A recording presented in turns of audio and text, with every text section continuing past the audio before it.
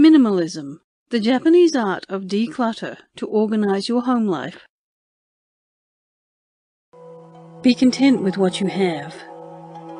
Rejoice in the way things are. When you realize there is nothing lacking, the whole world belongs to you. Lao Tzu.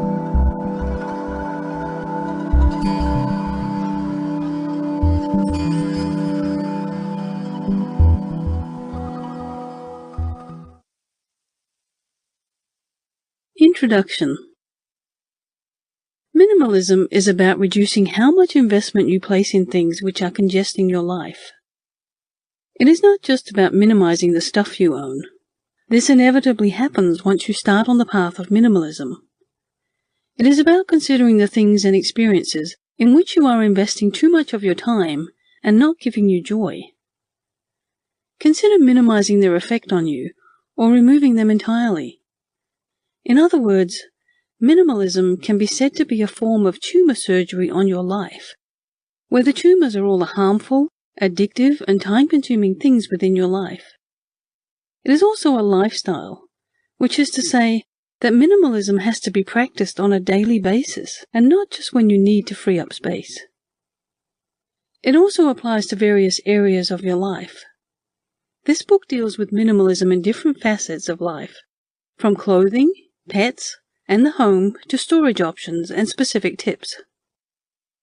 The book champions minimalism as a favorable lifestyle which can positively influence friends and family but not be imposed upon them. It should not put stress on significant relationships. You can exist as individuals, following different paths, but still have the same strong bonds. Much of this book may sound like it is more about frugality than minimalism. That's because these two concepts have so much overlap in their thinking that they are naturally and permanently intertwined with each other. The same thought processes permeate both ideas and cannot be entirely separated. Frugality is minimalism as it pertains to finances, and minimalism is frugality as it relates to things and space. Remember that as we go. Chapter 1. What is minimalism? In recent times, minimalism has become one of the main trends, even though it refers to a concept which has been around for thousands of years. Now we see it in the mainstream media, and it is being used in different areas of fashion, food, technology, and housing. Traditionally, minimalism was connected to pure intentional art and design concepts in the Japanese culture. But it is far more than that. It is a lifestyle which allows people to reduce their tethering to the material. It is marked with purpose and intentionality. At the center, you might call it the promotion of things which are most valued, and it removes everything which distracts the audience from it. It refers to a life which forces intentionality. In the end, it creates improvements in the different elements of a person's life. Mainstream media has made society buy into the deception that the good life is seen in the accumulation of things and possessing as many things as possible. The belief is more is better, and society has subscribed to the idea that happiness is something which can be purchased by a credit card at a store. This could not be further from the truth. The fact is, minimalism brings freedom.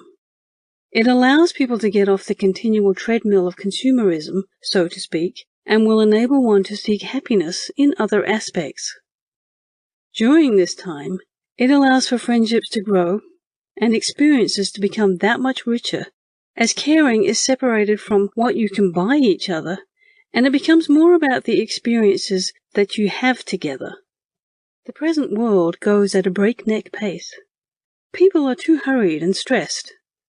They also work for long hours of the day in order to meet their obligations, though they still end up falling into debt situations.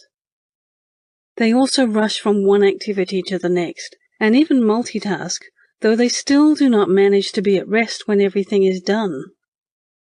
They remain constantly connected with others via their cell phones, although the life-changing relationships elude them. Minimalism allows for life to slow down so that you can be unencumbered, and it frees you from the fever to live at a faster pace. It permits you to keep only what you need so that you only exist on what is significant. Even though no one intentionally chooses to do so, many people are caught up in duplicity. They live one life bound to their family, another for their colleagues, and another for their neighbors or social circles. The lifestyle they choose forces them to illustrate a particular external image, which depends on their circumstance. They are frazzled by the recent projects or demands from their employer. The simple, minimalist life, on the other hand, is consistent and united. It practices a lifestyle which is flexible regardless of the scenario. Minimalism is countercultural.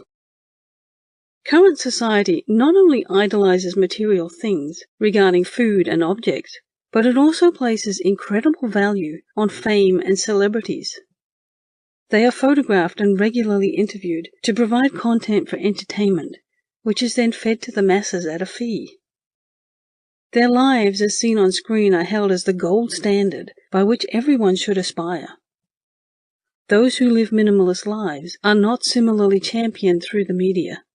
They do not fit into the consumerist culture, which is promoted by the corporations that sell products, or by politicians who sell ideas.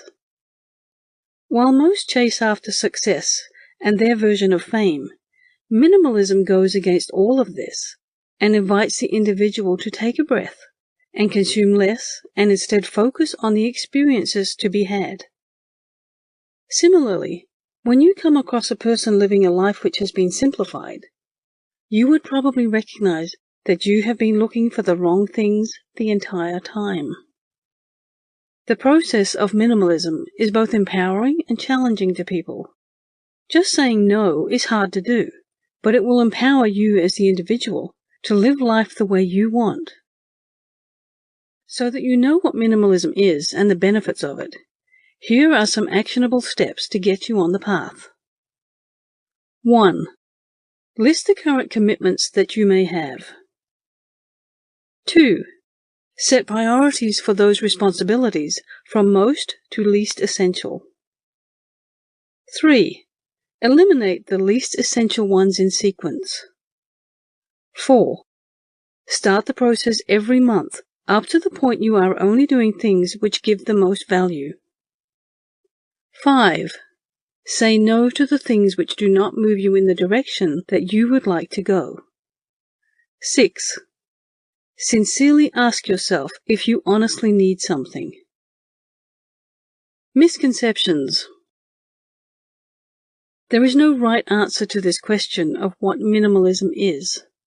The concept is open to analysis.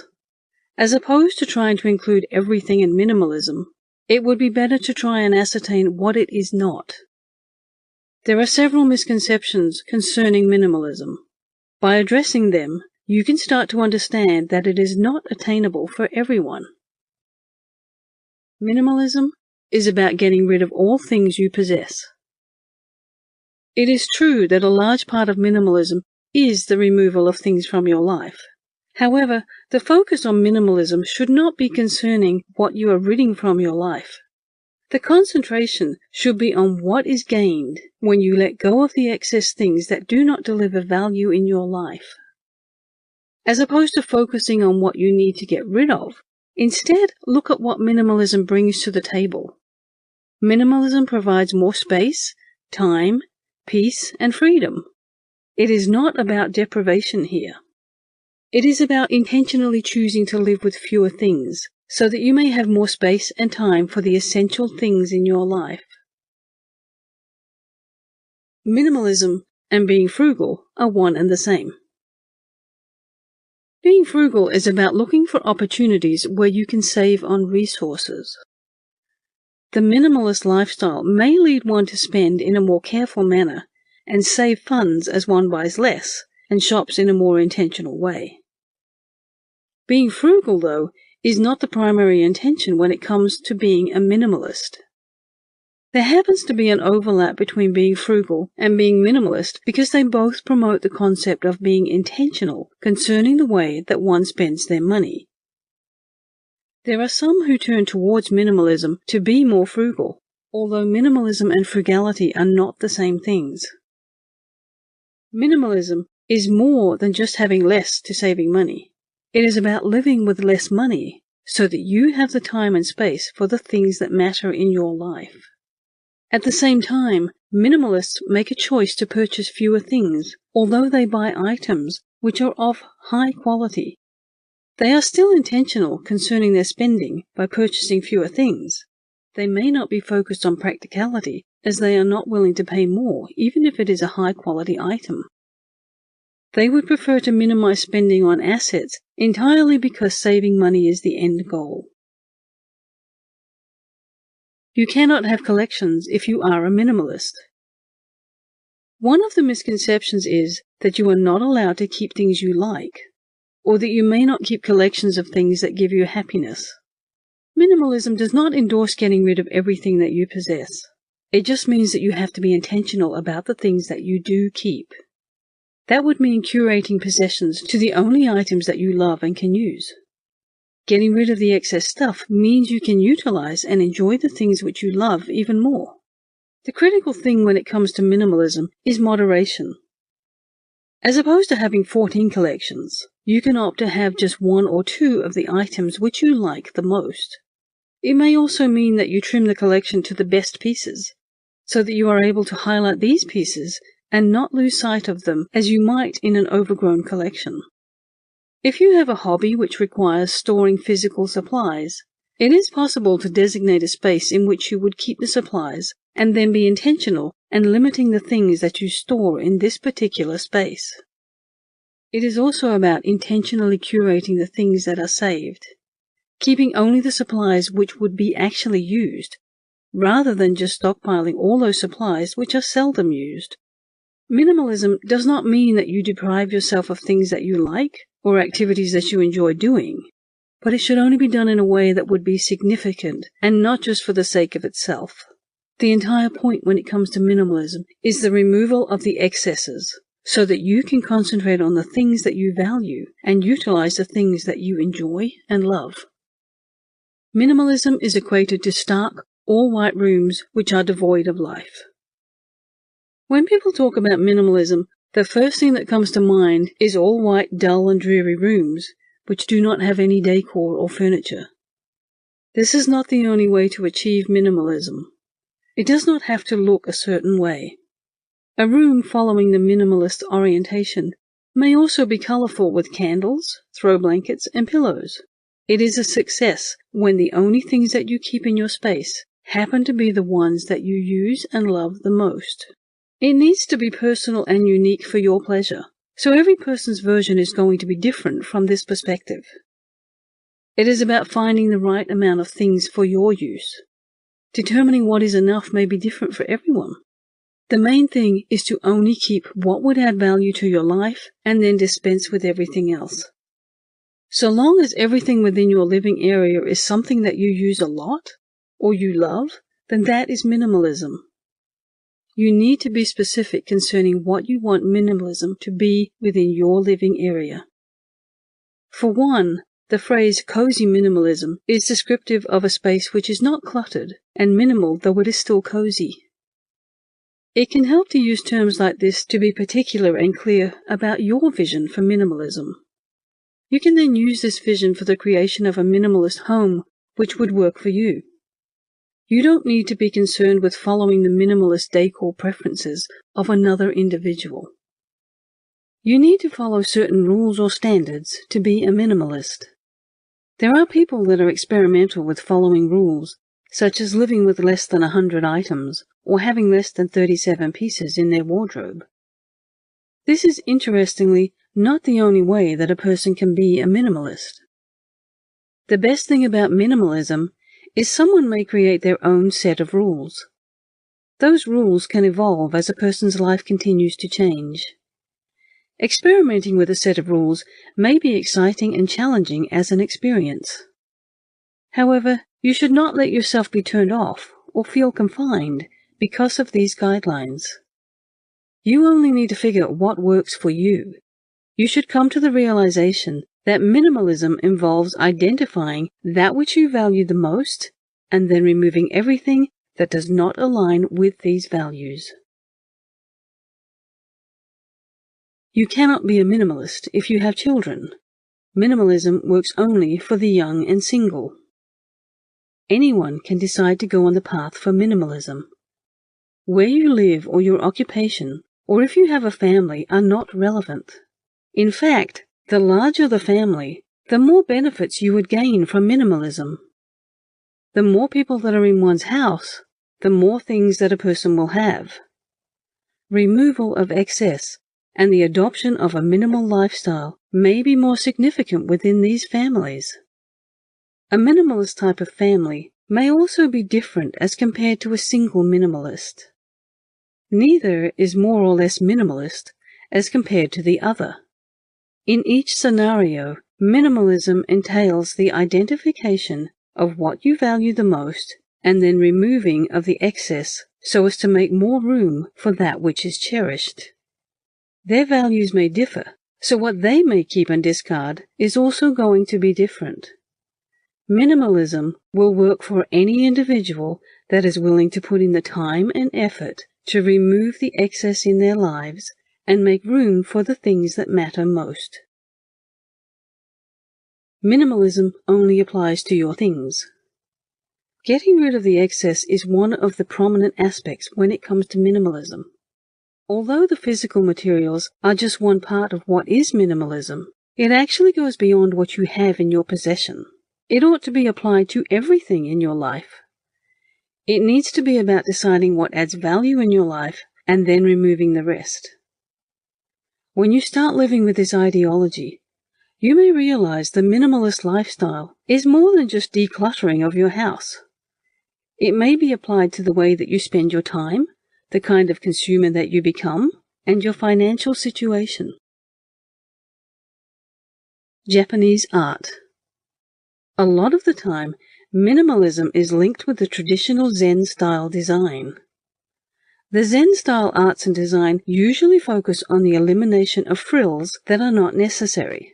These arts are typically described as aesthetics related to subtraction because they enable great beauty to emerge from less as opposed to more. A lot of creative power has been poured into the identification and removal of what is unnecessary, irrespective of the dimension, shape, space, or color. When it comes to Zen-style arts, single line or single elements may tend to exhibit potential without bounds. If you would like to introduce Zen-style minimalist designs, there are several things to consider which are usually like traditional Japanese aesthetics. The critical thing is ultimately the aesthetics and also about being conscious of the person's relationship with nature. This consciousness reveals itself through the behaviors of individuals. One may remember that traditional Japanese minimalist design would be the one that then inspires you, so that you concentrate on behavior and the environment. It is much more than the minimalist appearance. The influenced design is commonly admired for its simplicity and minimalist mode. People find that the essence of less is more in the quiet Zen approaches. Though Zen art is a variation of the entire Japanese traditional culture stretching thousands of years, it is as if Zen ended up with the representation of what the world would see as Japanese aesthetics. The question is how it happened and why Zen-influenced arts and design embrace simplicity. Japanese traditional design. It is possible to trace the origin of Japanese design to the 6th and 7th centuries through architecture like Ise-Jingu or Horyuji. Zen arts and design are quite newer though, as Zen was actually brought to Japan from China during the 12th century, and the Zen-inspired culture like Zen garden, ikebana, tea ceremony, or Naowu theater cemented the foundation during the time of the Middle Ages. It is crucial to remember the emergence of Zen arts corresponded with the Renaissance. Although the Renaissance design was robust and symmetrically balanced, Perspective and proportions for the depiction of the real face of nature and humans for Zen arts focused entirely on different elements. Subdued pleasure and subtractions of ambiguities and elemental decay as opposed to vibrancy and asymmetries. Although, of course, Zen is just one perspective when it comes to Japanese society. A number of arts and culture did not embrace simple and minimal as opposed to other popular decors. In any case, the Japanese attitude which fascinated Western societies was not about the decor element of the design, but the simplistic nature. The European artists were also amazed at the time they came to discover ikiyo in the late 19th century, when architects found an alternate form of modernism in Katsura-rikyu during the early 20th century. Overall, simple aesthetics concerning Japanese culture has influenced modern art and design in a significant manner. One has to consider that Zen arts are just one particular form of Japanese traditional culture. For example, ukiyo-e was well known as pop art for the Edo era, and not Zen art. Katsura-riko was constructed by an imperial family, which was in Kyoto and did not reference a Zen temple. The influence of Zen aesthetics is a bit obvious. They consider simplified but bold perspectives and compositions, reduced number of elements, and they claim to be effective for the elevation of natural beauty into artistic forms of simplification. It may be said that Zen arts, despite their limited presence in the modern era, held an underlying belief that the Japanese were nurturing it for thousands of years and then crystallized it in a universal manner. A number of the design modes do not happen to be explicitly Zen, though they still embody the spirit of Zen as an aesthetic. The essence captivated in such a manner that it would inspire people around the world. Japan's new minimalists. Japan has become one of the main hotbeds for minimalism. The country is very familiar with ascetic philosophies in the form of traditional Zen Buddhism, and so minimalism seems like a good fit. A number of young adherents, though, are taking it to the next level by emptying their lives of material things. They are now removing possessions from their already small apartments, to a point which seems inhumane when it comes to typical Western standards. An example who was used in several articles 2 years ago was Takefumio Sasaki, a 38-year-old book editor who lives in a single-room apartment in the Japanese capital city, Tokyo. He has 4 pairs of pants, 4 pairs of socks, and 3 shirts. There is not much else that the editor owns.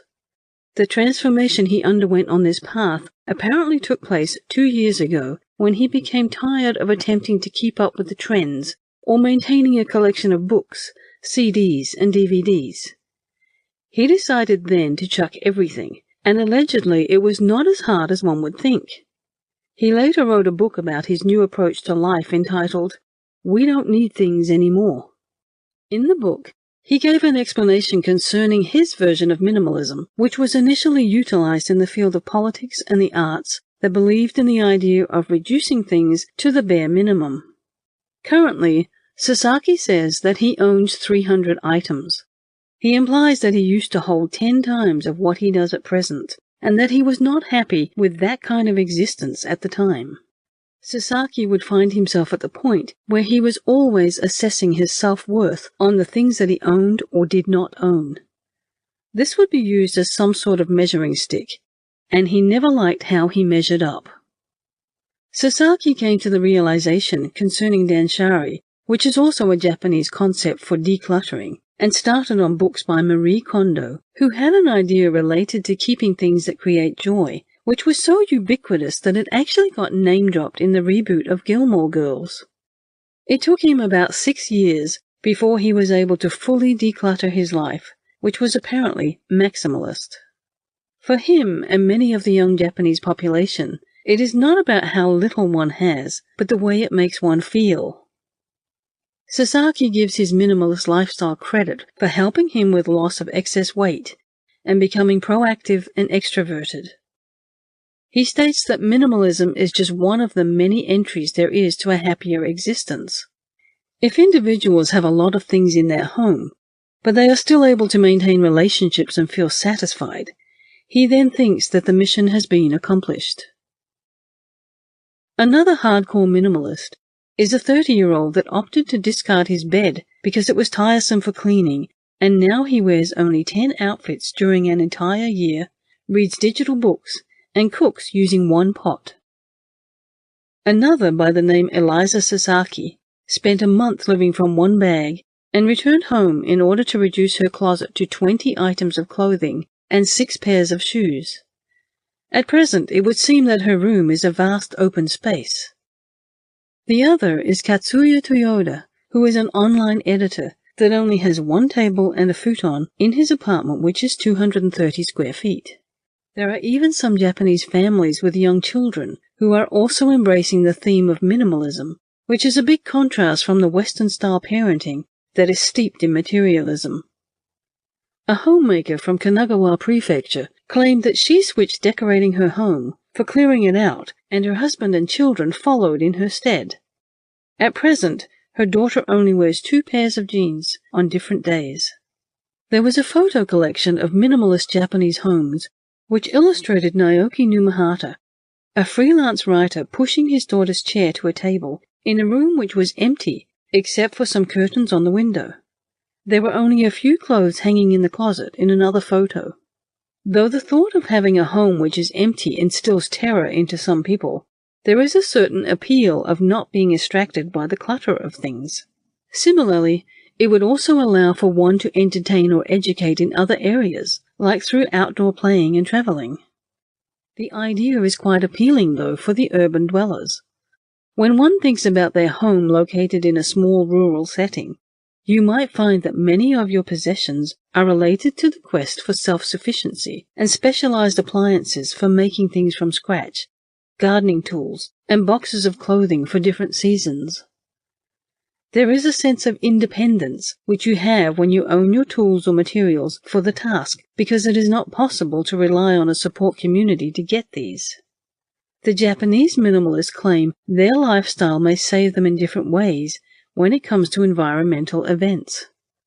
For example, in 2011, the tsunami initiated by an earthquake killed more than 20,000 people and caused injuries to many more.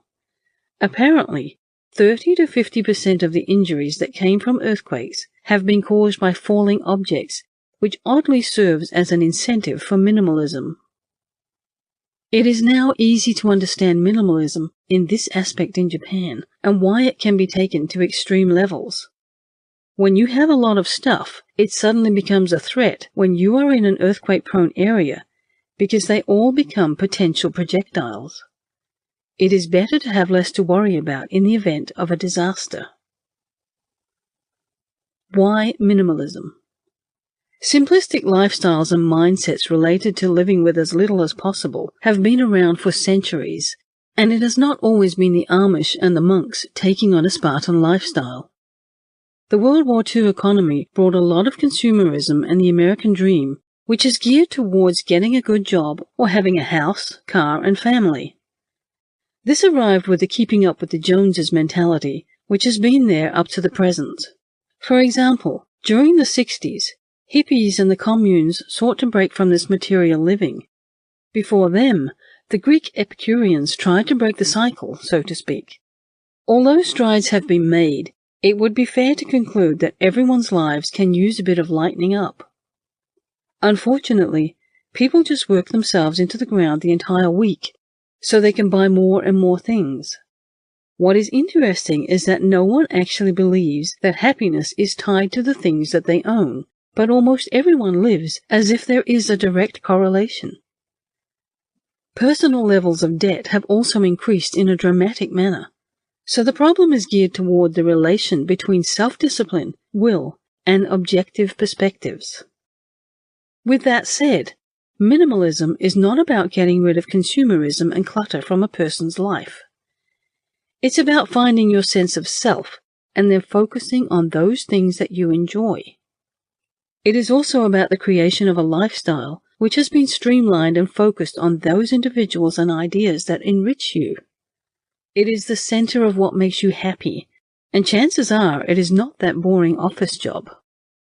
Many people are beginning to consider minimalism as a life choice, and recently there have been collective movements for living a simpler existence. Even top business executives are trading in penthouses for trailers. Unchecked consumerism. The current thinking teaches us that having possessions is how you define yourself in society. The consumerist type of mode for life dictates the things that you buy, how much you want to purchase, and the frequency of purchases. In this regard, they add advertisement through every entertainment portal, be it newsprint, television, radio, social media, and other online platforms. These messages on what you should aspire to have been forced down our throats since the 20th century upon formation of the American dream concept. Society told its citizens henceforth that the only way to be a good person was to produce and to consume endlessly to the point of death, and pass this knowledge on to the younger generations so that they could uphold the same tenets for their offspring as well. The school system also taught children that the only way that a person would be productive in the society is in the event they work for things in a company that underpays them in order to buy things they might not use. This dangerous mindset pervades modern society, not only in the Western world, but various areas of the globe, because capitalism has become the predominant ideology. This mentality has also led to the overconsumption of goods and resources, which would place the planet under more burden and allow for economic systems to take advantage of the workers. Not only does the earth then suffer, but the spirit of the citizen is also beaten down. It does not matter how hard that one tries to accumulate wealth. Material possessions would never satisfy in a spiritual way. Through leading a lifestyle which is minimalist, you are able to shift your values then and align them in a way that creates a more environmentally fulfilling and socially just world. The question is, what happens when you get rid of all this stuff that you have accumulated? The results are beyond having a neater kitchen, so to speak. You get room to focus on the more important things. You also gain breathing space, so you can live in an intentional manner and then remove all the things that distract you from that which you value the most. You will also have clarity of mind to ask about the things that are most significant to you. China adds to the problem. Since the advent of the technological boom in the East from both China and Japan, the Western world has become flooded with their electronic products from televisions, radios, home theaters, mobile devices, and hundreds of thousands of other little widgets. Unfortunately, these products have added to our vanity and kept us clinging to physical products. They have only perceived value and not necessarily real value. Take, for example, smartphone giant Samsung has issued a version of the Galaxy Note every year for the previous decade. Every year, it would mean clients are scrambling for the next offering to keep up with the trend and buy the subsequent upgrades issued by Samsung for new devices. What happens is, the device is provided at a high market price and then devalues when the next best thing gets out because it supposedly becomes obsolete. The iPhone 5 costs an estimated $800 at its debut in the market when it was launched, and it currently retails for $100 on eBay and Amazon. Emotionally, the product still feels like it is valuable in this scenario, especially since the price point for the gadget is irresistibly low for the consumer. That is a high-end example, but what about the low-end items? For instance, in the 1900s, something as simple as a skillet had real value. It was made tough and lasted for generations, and maybe it was even handed down from your grandparents. It was something you kept because it was valuable, durable, and long-lasting. In our brains, we still have that lingering memory of value that we associate with the skillet, that perceived value. In our minds, a skillet is not something you throw away. In contrast, if you buy a skillet today, it may last 6 months or even a year before the non-stick surface is no longer effective or the handle comes loose. The best thing to do is throw it in the trash. But we can't. Emotionally, it still feels like something of value, and that prevents us from ditching it. Even though millions of skillets are being shipped out of China yearly at high volume and low cost, we cannot throw this one away. This emotional attachment and perceived value are what keeps us collecting and hoarding items until our house is full of things. When you consider the big picture, it is even worse though. The plastics from electronics have always been tricky to manage, especially since there is minimal domestic demand for the material. Sorting and contamination issues and long-standing environmental concerns on flame retardants have forced processors to start relying on the market for exports. The value of e-plastic took a significant hit in 2017. The CEO of New York company Sun King, Dwayne Beckett, stated mixed e-plastic is basically useless considering the recent restrictions. Jim Fay, the president of the brokerage firm Baycrest International, noted as well the price of e-plastics had dropped significantly since the ban on imports. Though this has hampered the movability of a low-value material, it has not entirely stopped it, though. One way that Fay and others claim this is occurring is via the Chinese firms going in another direction in Asia in order to keep the flows of North American e-plastic alive. The actions of the country are probably going to have a lasting effect on the global recycling market.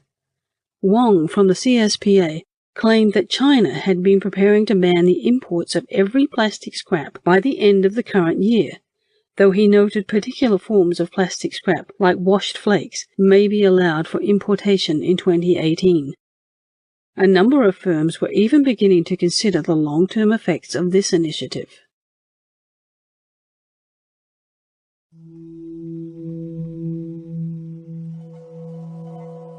You have succeeded in life when all you really want is only what you really need. Vernon Howard.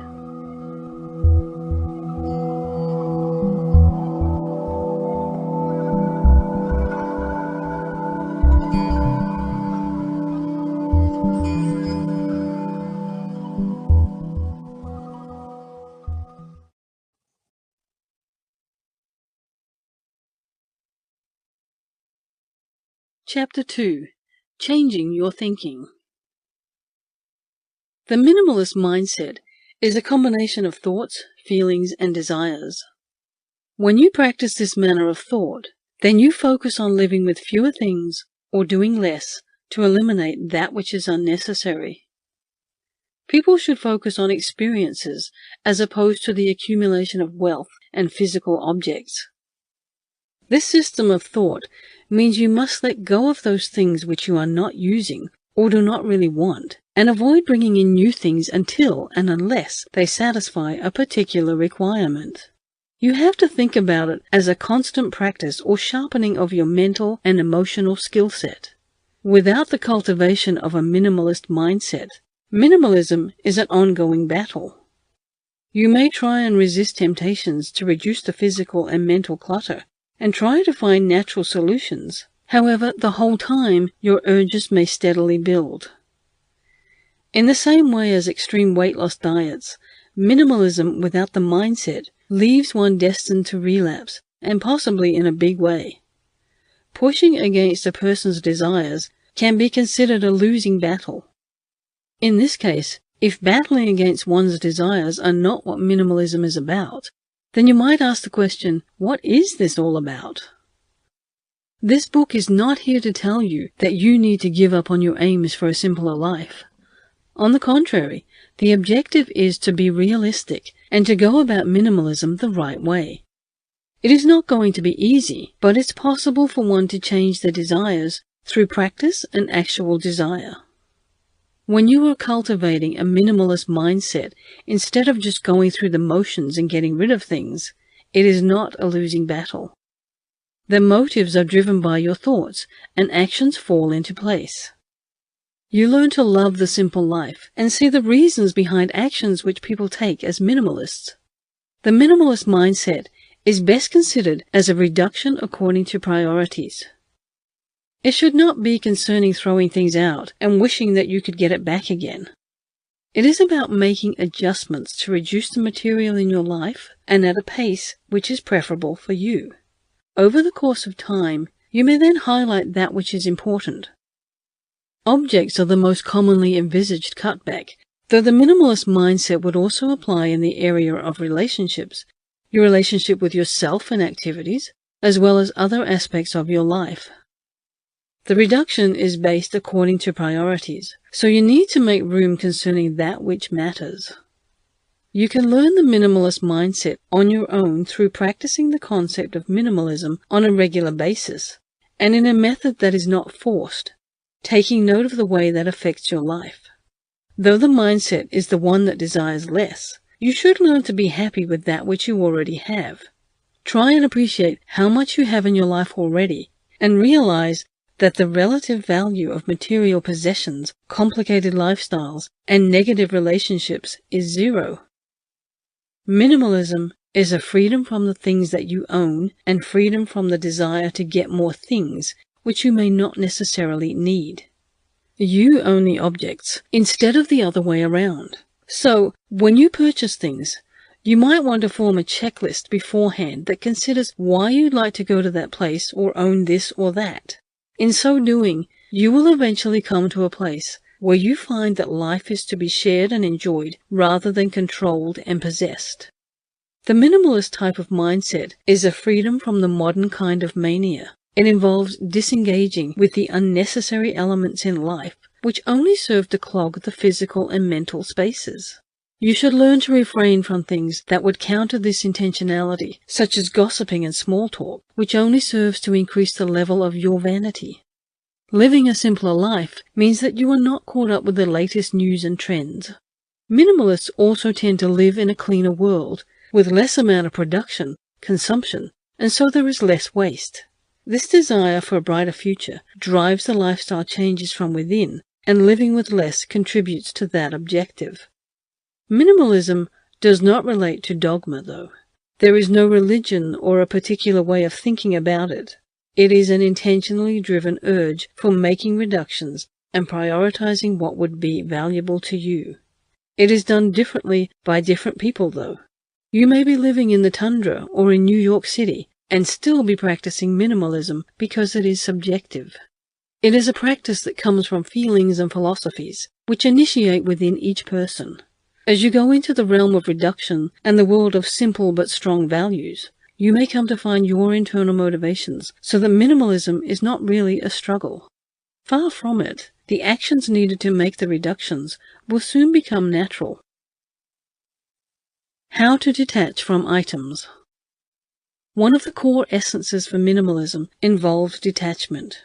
Once complete, you are free to craft your physical world. A way to do this would be to execute a series of small breakups, and each time release the hold that the item has over you. It depends on what things you are into. For example, if you are into shopping for clothes, start to cancel subscriptions to magazines that just encourage you to buy this or that, and stop watching shows which glorify wearing a certain level of designer fashion. You need to eliminate your connections to platforms that lead you to buy into these addictions. As such, that also means unsubscribing from pages on social media which concern shopping or the latest trends. The hardest thing would be to distance yourself from people that are bad influences in this regard. The interesting thing is, they may be best friends to you, or even relatives. In either case, you will have to create a form of temporary distance while you build discipline. In time, you will start to consider the items as a means of clothing yourself, rather than as a status symbol, sense of entitlement, or ego booster. They are not there to prove anything, or to make you feel better about yourself, but they are there to cover you from the elements. When you are done with the clothing addiction, you can settle and become comfortable with your new way of life before embarking on the next addiction in your life. For example, it may be unhealthy addictions to fast or processed food. There is such a thing. If you find yourself binge eating on several occasions, or ordering too much and then having to put a lot of it in the trash, then that is a problem for minimalism to solve. From there, you can use the same method you did with clothing, and avoid triggers for ordering, and fill the space with fresh food you personally find tasty yet healthy. Resist being lazy. Instead, find a compromise which is both delicious and healthy. It is not hard to find a combination which allows for nutrition and satisfaction. The bottom line in this case is that stuff is not important. Fun is the thing that you need to concentrate on, and pursuing your passion is also as significant as our relationships with people. All excess things do is draw our attention to them and detract from the relationships which we should be fostering with other people. One way of changing your thought process, which would allow for detachment, is to consider the downside of your items. For example, a car is too expensive to buy, own, and insure. A phone can be associated with distraction, while a television encourages sloth. Shoes are expensive, and they have to be stored, and you can only wear a pair at a time. The great thing is books do not serve any purpose when they are not being read. In fact, they sit and just take up space. You need to consider what life would be if you did not own each item. Would life be noticeably different if that item was not there? The other question is, do you have the ability to fulfill the main purpose of that item in another manner? For example, if you were driving a used Toyota as opposed to a Lexus, consider if it would prevent one from getting to work. In the event that a phone had a cracked screen and you had to use a cheap replacement, would it prevent you from communicating with those who are in your life? After coming to the realization that the world is not going to end with that item, then it is much easier to break the attachment. You may also need to make a mental break from it through acknowledging its insignificance. It may also be useful to make a symbolic break through a detachment ceremony. Lowering your overhead. Any business owner knows that increasing one's overhead is bad overall and can result in stagnant growth. However, people rarely look at their expenditure in this manner. People attach too much meaning to things, and so they lose sight of who they are. People are emotional about their purchases, as they irrationally believe the clothes and the mortgage will bring security and happiness, or fill the hole in their being. In fact, these things are what are decreasing the benefits of a person's life. So you need to treat yourself in the same way you would monitor an upcoming startup and reduce the overall expenditure, which is cutting into your net margin. A number of books and posts have been written concerning the way to become more mindful and intentional with your life. There are some which focus on the spiritual side of things, while others consider the organizational side. Minimalism, to decrease your overhead, requires you to be ruthless with your ingrained logic and analyze whether existing and consuming adds value to your life. If not, you need to consider why you are continuing to do it. The perspective of looking at your life in the same way as a balance sheet or income statement allows you to place things in your life in the credit and debit sides. That way, you will be able to prioritize what costs you have and actually look at them as liabilities instead of attachments. When you are done with the fixed costs and really important variable expenses, you can get rid of everything else. Symbolic means of breaking attachment to things. Find an image or draw a picture of the item. This item is going to represent the item and the attachment that you feel for it. The next step will feel a bit goofy, but just do it anyway. Say aloud, I am no longer attached to this item. In detachment, there is freedom. I release my hold on this item. Tear that paper into shreds or cast it into the fire.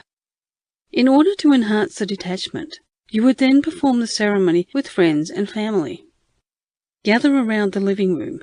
Take turns releasing the attachment through stating that you are no longer attached to the object. After breaking attachment with the object, you will find that you are at ease more with the things you still own. It will also be easier for you to declutter the living environment. The added bonus is you will move away from the materialistic mentality.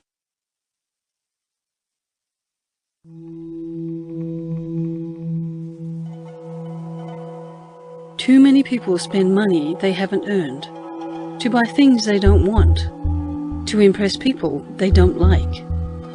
Will Rogers.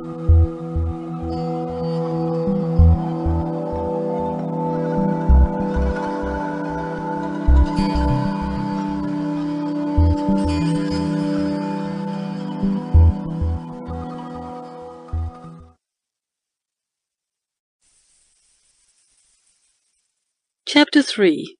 Where to Start. It may seem hard to believe, but decluttering can be freeing. Knowing where to start, though, may be a big roadblock. If you have the desire to get some stuff out of the house, then you may want to start with some of the following items that you would say goodbye to with little thought. 20 things to ditch right now without thinking. These are a few small and easy goals designed mostly to get you thinking in the right mindset of minimalism before you make any major and substantial changes. 1. Old magazines. If you are keeping these so as to feel nostalgic or to look back later on, you will probably not get around to it, especially if you have a busy schedule. You are not a doctor's office either. If you are keeping them for your children so they can make collages out of them later on, then just keep 3 of them. 2. Expired coupons. Many people like to put coupons away for a rainy day or in the event that you're going to redeem them. You can opt to put them in platforms such as Evernote with a delete tag and a deadline reminder so that you can eliminate the paper clutter altogether. 3. Trim your wallet. Take out the cards in the wallet and go through which ones are usually needed. That means throwing away all of those cards which you know that you are never going to use, including the coffee loyalty cards or business cards you got a few years ago. It also means any other cards which are rarely needed. The result, in this case, would be that you have less to carry, and getting to the card that you actually need is going to be that much easier. 4. Unsubscribe to emails and newsletters. If you live online, you are going to find yourself attached to a number of online communities and subscriptions, most of which were only for temporary research or task purposes. That way, you find yourself swamped with endless subscriptions to different platforms, from money markets to travel destinations. You become bombarded with so much noise on a daily basis that it even distracts you from important things. You only need to subscribe to things which would add value. One subscription means loads of unsolicited emails, so you need to be tough on this, as your email address is going to be sold to others. Consider services such as Unroll Me, because they work well in order to clean one's inbox. You should also turn off the email notifications unless they are crucial. You need to get into the habit of deciding when you would like to see your emails as opposed to your emails governing the way your schedule works, as that could bring excessive distraction. 5. Dispose of most of your credit cards. This is one of the most painful moves to make because they are gateways for your addiction. You will find yourself making excuses as to why you need 3 cards at any one time, when actually you only need 1. Similarly, when you go out, carry cash rather than the card to avoid overspending, and only allow yourself the luxury of the card if you pay off your credit card debt every month. It is one less stress to have in your wallet and your mind, because debt keeps you ineffective and complicates an otherwise simple life. 6. Changing your commute path. Thinking about the path for commuting that you take in the morning, ask yourself if you can improve the way that you travel. That does not mean that you have to take a faster route, but it may mean that you take a nicer one or a more comfortable way of traveling. This does not mean you need to stress yourself battling the clock to get to work. You need to make it that much more enjoyable and use it in a wise manner. So, take the time and meditate, then relax on your path to work. You may decide to replace the drive to work with a bicycle path or a train, depending on what would relax you more. Mix up the commute to work, as these minor changes can make a significant difference. 7. Take out the plastic bags. You get plastic bags every time you buy something from a store in order to carry things. Though once you get home, the bags become obsolete, and they start cluttering everything in the home. Considering that you will always have an influx of bags and carrier packages in the house, especially if you tend to buy things online, you should stay ahead of the curve and consistently dispose of them, because they will always be available. 8. Get rid of your smartphone. Now, this sounds a bit extreme and impossible for most in this modern age, but there is a point to it. What is not usually admitted in today's social circles is that smartphones can be just as addictive as alcohol and other drugs. Everyone is a big fan, but if you do not watch it, you might find yourself using it when you are not doing anything else. It becomes your go-to thing because it is what allegedly connects you to the outside world by filling you up with useless information, mentally exhausting you, and keeping you distracted from that which really matters. If you are the type to quickly end a conversation so you can bury yourself in a phone, or cannot deal with an awkward silence without referring to social media, then this might just be for you. Now, obviously, this does not mean that you should end all communication with everyone in your circle. Go back to the basics and get yourself a phone that allows for short message texting and calls alone, no social media. Try it for 1 month and see how it goes. Many things that you are using the smartphone for are what you might call time fillers. You can read emails at home or when you are at work. 9. Lesser or zero social media. This is another big one that is going to be hard to leave, especially if you work or operate in an environment that has electronic devices such as PCs and mobile devices.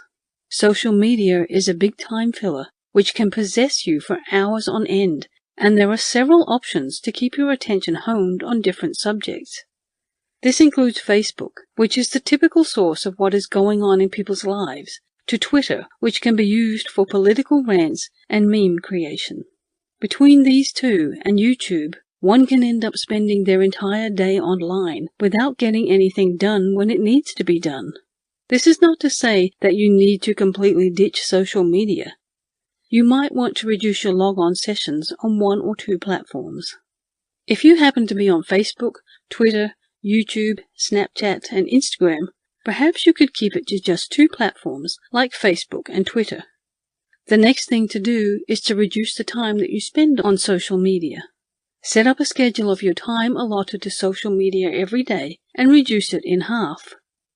If your schedule shows that you spend an average of 6 hours every day on social media or online for any purpose, reduce that time to 3 hours if possible. Before you know it, you will be able to go days without logging on social media and not notice it because you will have filled your days with other enriching experiences and tasks. 10. Slow down and breathe. Life can be quite busy, especially if you have a family, because between the children, spouse, and work, you may get overwhelmed mentally and emotionally. These are all factors that clog up your mind and which need to be sifted through so that you can enjoy a simpler existence. Take time to slow down and enjoy where you are as an individual and appreciate what you have or the problems that you are going through. Simply enjoy the moment, regardless of where you may be. Get out of the office at work or out of the house and go for a stroll. Read something non-technical for 20 minutes in a quiet place. When things get to be too much, as they sometimes can, try and concentrate on your breathing. This will focus your mental strength and calm you down. 11. Eating less and healthier. Dietary plans have been essential to simple life constructs for ages and for good reason. The right diet allows you to live your days better. For one, you will probably sleep better and have better energy levels during the day. There are several secrets behind what you eat and the times you eat which control the energy levels and motivations we have to live life. As such, eat a big breakfast, a small lunch, and a tiny dinner. If you are sitting at a desk, then you are not burning a lot of energy, so there is no need to have 3 big meals. You can have a meaty breakfast, then snack on salads and nuts for lunch. Then you can do a snack for dinner or whatever happens to be in your fridge. 12. Drink less alcohol. This is very straightforward. Reduce the days of drinking alcohol in a week that you usually do, and when you do go drink out or in your house, limit the intake. Drinking too much alcohol disorients and disorganizes your schedule, which in turn makes you less productive. You do not sleep well when you drink too much, which then messes up your to-do list when you wake up and the entire day because you will be exhausted and lack the motivation to do anything effectively, considering the symptoms of a hangover. It is also unappealing for your image at a particular age. Don't get me wrong, drinking and partying is normal at particular ages when you are young and do not have as many obligations. But when you are married and have children, it is not a good look. It is also a burden on your wallet, as you are prone to making bad decisions under the influence of alcohol, including buying things you do not need or going on expensive excursions on the spur of the moment, because alcohol lowers the brain inhibitions, which are the protective gates of the mind, including the centers for safety and obligation. So you can ruin a lot in your life due to drinking, including your family and health. Reducing it or quitting altogether allows you to have better energy levels and places less of a strain on your finances. 13. Reduce the to-do list. Whether it's taking a number of online courses, reading a few books, or just trying to achieve too much at once can be quite taxing for anyone. In time, it can mentally and emotionally weigh you down to the point of burnout. As such, you may want to focus on that which is significant and downgrade what is small or less important. Then do one big thing at a time. Only start a new one upon completing the last one. Then you should also be sure to say no to things that may make the list unmanageable. 14. Clear the desktop screen of your PC. This especially applies if you are the type to work online or spend a lot of time on the computer. The PC represents a workstation and should be organized so that you are easily able to navigate your personal files and find things with ease. When everything is in disarray and the screen is filled with hundreds of shortcuts, then it can be disorienting and is a representation of how clogged your psyche may be. Start using Google Drive or Dropbox if you need to keep the majority of them. At least the files will be stored in the cloud, and you will be able to access them from anywhere on any PC. It is one less concern to worry about, and the monthly fee to store them is manageable. 15. Less debt. This is one of the big ones. Debt hampers emotional and mental functioning because of all the stress that it causes. If you owe a lot of people money, then there will be immense pressure to settle your bills because you will not be able to relax otherwise. Debts have the ability to remove your amenities and place you in a bad physical way because of the constant threat of debt collectors. The government also has the ability to incarcerate you in the event that you have debts with them. So it is better for your mind and emotions if you start paying them off little by little, rather than living with them, or worse yet, accumulating them. So buy a simpler vehicle, using cash rather than a fancy one with a credit card, thus increasing the size of your debt. You may decide to eliminate the items that have been causing a strain on finances and increasing debts such as the car, credit cards, and shopping. Make a budget and stick to it. 16. DVDs that you know you are never watching again. There are those movies that you bought some years ago thinking they would be great, but when you put them in the player, you do not survive the first 15 minutes. You are never going to watch them again, though you keep saying that you will set time for them and watch them through to the end. Now they take up space on the counter, table, or wall unit, and increase the amount of clutter. Stop wasting time on them and throw them out. 17. Shop less and buy online. This sounds counterintuitive, especially since it entails the use of credit card purchases, which can dig you into another hole, but it does make sense. It limits the contact that you have going outside and being tempted to splurge. On the other hand, it makes it that much easier to have everything delivered on your doorstep. Support the local suppliers who can deliver online at a rate which is competitive. Finding small businesses that can do this can save you a lot of energy and time. You may automate the deliveries and payments, thus reducing the things that you need to do. 18.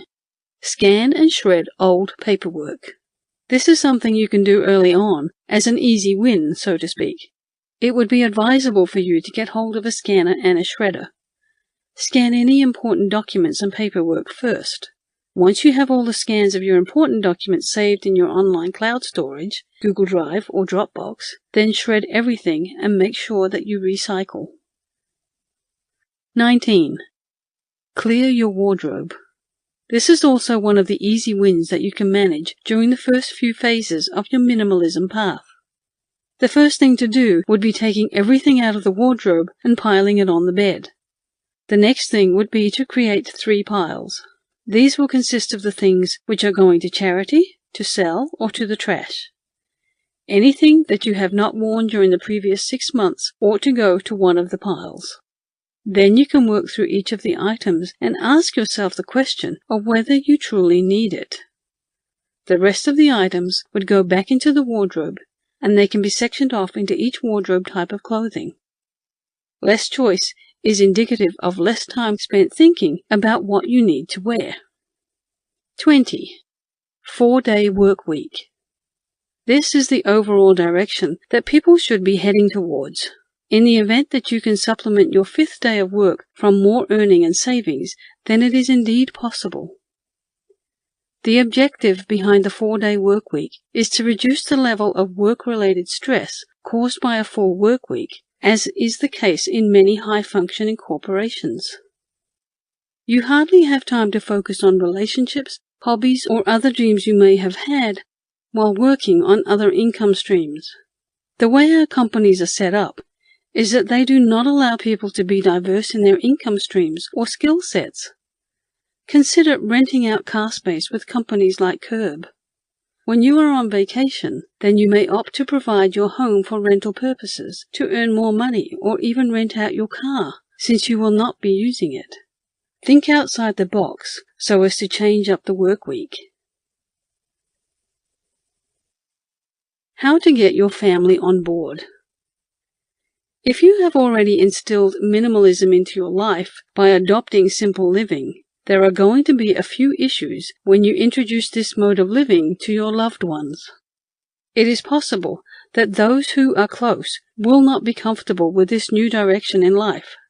If your family jumps on board with your changes and participates in the journey towards a simpler life, then that's great. But for the vast majority, this is not the situation. For the ones who are going it alone, it can be helpful to prepare for pushback and to know how to react in the best way when this occurs. Start with yourself. Before you help anyone with the journey, you have to figure things out and start with your stuff and your spaces. This means being able to reap the benefits for yourself. Then you can proceed with the family and observe it as a process. It may take a bit of time, but slowly and surely you will be able to win over the clutter-prone members of the house. How to win over family members that have yet to adopt the minimalist lifestyle. Understand the collector mentality. If you have family members that are messy, they are probably born with the collecting gene. Collectors are the opposite of those who love to purge. The purgers feel that it is easy to clear space, and they get rid of that which is not needed, so they tend to live within their moment. The collectors, though, have a lot of joy in the curation of items which give them nostalgia. Similarly, the collectors have the tendency of being inspired in scenarios where there is a lot of clutter, as opposed to being stressed out by it. Because you are a minimalist, your mindset will probably be oriented in such a way that clutter makes you stressed. Among creatives, there are some who are collectors, and so they are inspired by a bit of chaos around them. The others are purgers, who are inspired by a clutter-free environment. Listen. In order to win over the collectors that live with you, you need to show understanding for their habits, mindsets, and concerns. Then calm any fears concerning significant things being discarded. Make certain that they feel they can trust you because you know how they feel and they know that you will not get rid of things on impulse alone. Listen first to their side of the story, and then you can bring up the topic of minimalism at a later time. Make certain that you understand all of their concerns.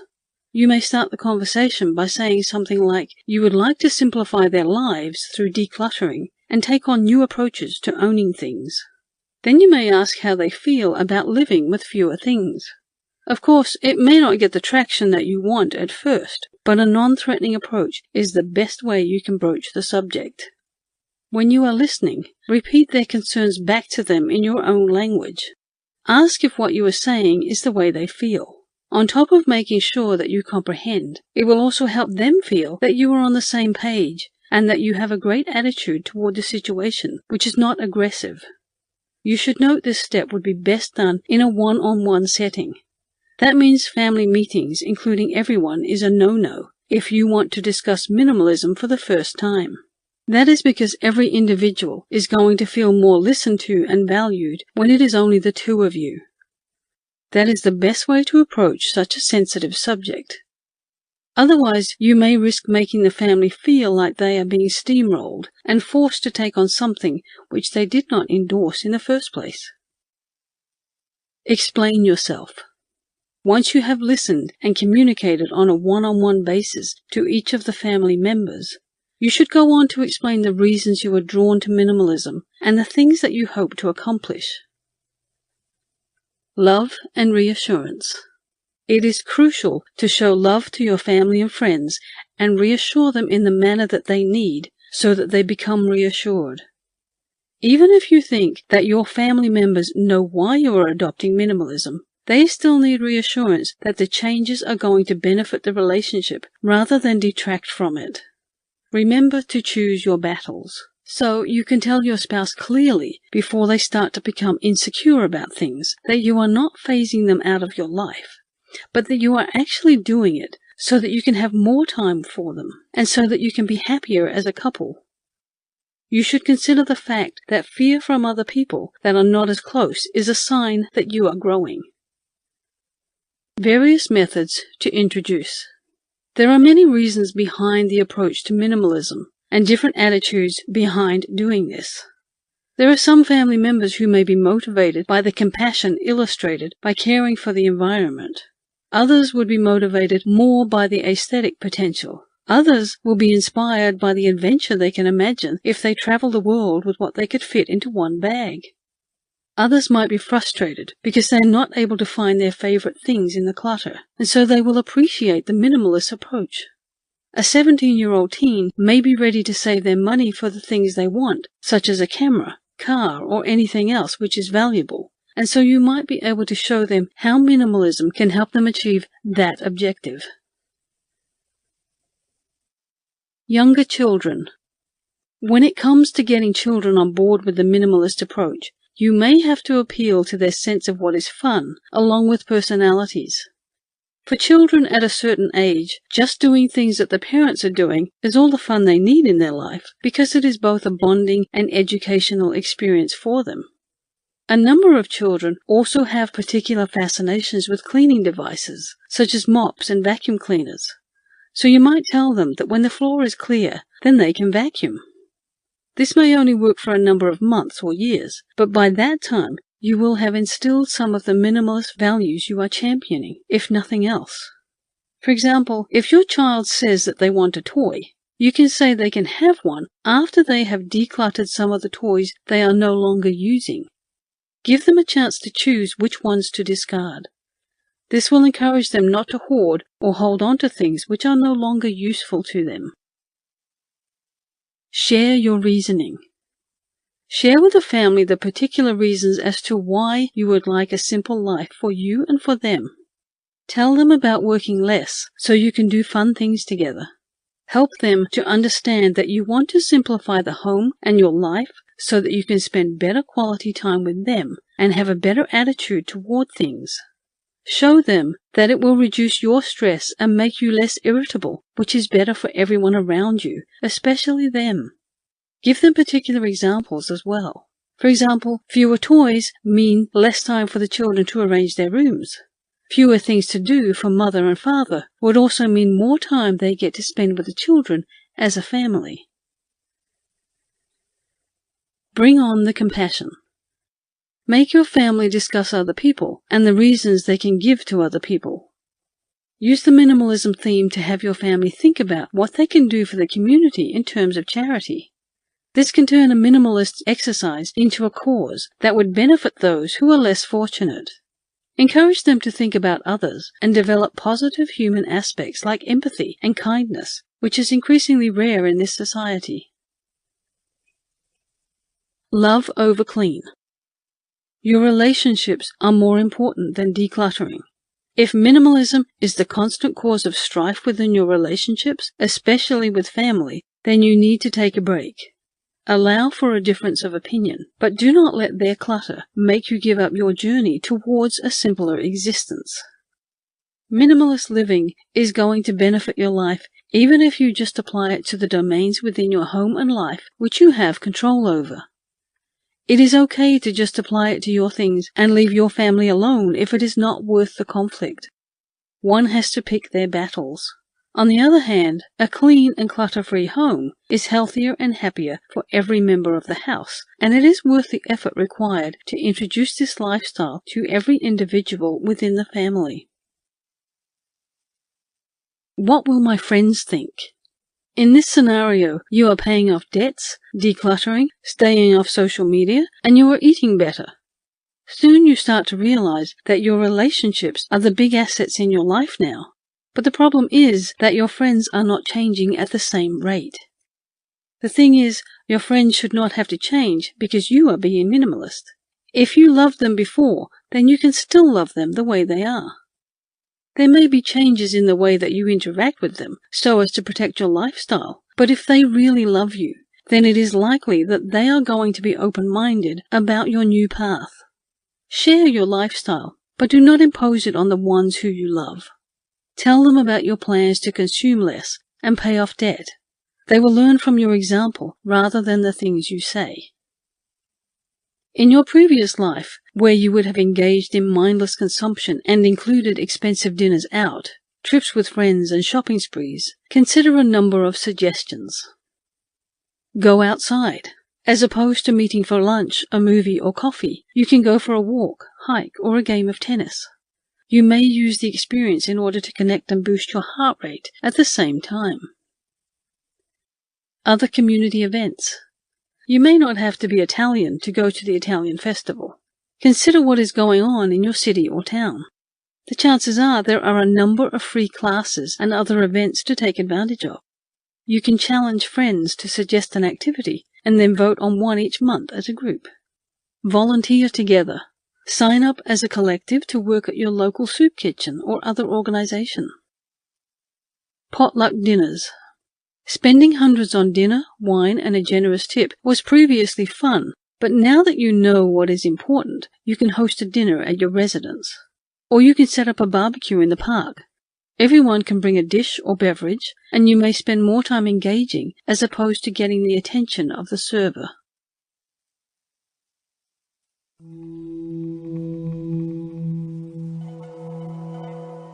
The secret of happiness, you see, is not found in seeking more, but in developing the capacity to enjoy less.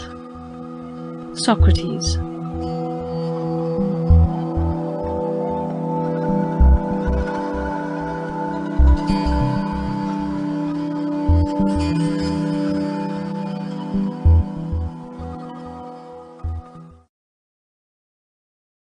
Chapter 4. Tidy Up.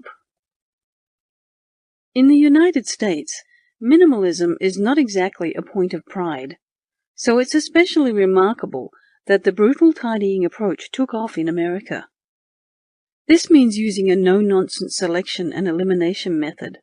By this approach, unless you deeply love an item, then it is not supposed to be within your residence. That would mean the first purging session can indeed be rough, even though the euphoria that comes with the unloading of a single bag of unnecessary clutter makes going through the rest of your items that much easier. We've covered the basics of selecting the items you need and the ones that you do not. When selecting the items to discard, note that the end game is not to throw out or donate as much as possible, but to ensure that the things which you are keeping are those which give you the most happiness. This is where you pick up every object that you have and ask if it sparks some form of joy. That may sound like a dull benchmark, but if practiced appropriately, then it becomes an invaluable tool. It is especially effective when it comes to the organizing of closets, as people often develop superficial attachments to clothing and shoes. Selection. There are minimalists that only have a wardrobe with 10 pieces of clothing, not counting socks and underwear. That may include 2 jackets, 4 tops, 2 pants, or 1 dress and a skirt, 1 pair of boots and a pair of sneakers, or heels, slippers. This pared-down closet gives you the basics that can provide different combinations of jeans and tops to alternate during the week and a dress on the weekend. It also allows tops so that you can have one for most days of the week. You can decide to use accessories to mix things up, and feel free to adjust this template according to your needs. Make sure that it fits your lifestyle. If you are not the type who wears a blazer, then you may not need one for the closet. Though if you are the type to wear a jacket every day of the week, then maybe 2 may not be enough. The good news is corporate dress codes are relaxing, regardless of whether one works in tech or finance.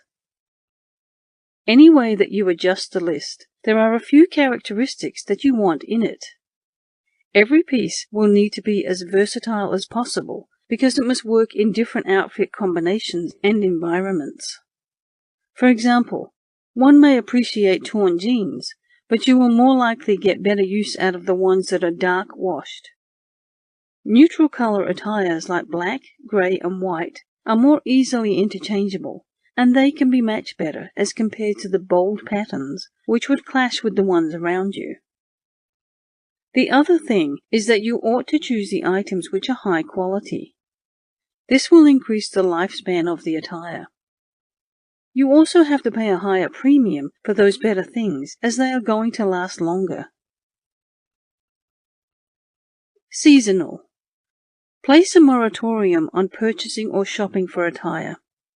For many, shopping for clothes is a time suck and is always a distraction. In order to start breaking the cycle related to discarding and purchasing, you may have to set a self-imposed buying freeze on everything. The recommended buying freeze duration is 90 days. Given proper time, this exercise in self-discipline is going to change your view of clothing and the stores that sell them. Basically, everything has its own season, and you need to set the seasons in which you buy things for yourself and not let yourself be taken in by promotions and advertising. If possible, you can opt to look at every clothing store as an evil enterprise that will stop at nothing to have you buy their product. Have the ultimate negative image concerning the stores, but not one against the product. This will make you wary and be better able to rationalize purchase decisions and resist when need be. Giving away or donation. The process of becoming a minimalist for most is not simple in itself. If you have spent the first decades of your life accumulating as many things as possible, then getting rid of it is not going to be an overnight process. Unfortunately, the process of reselling things you hope to remove from the house takes an additional amount of concentration. To make things worse, the amount of money that you think you'll earn for each item is usually disappointing.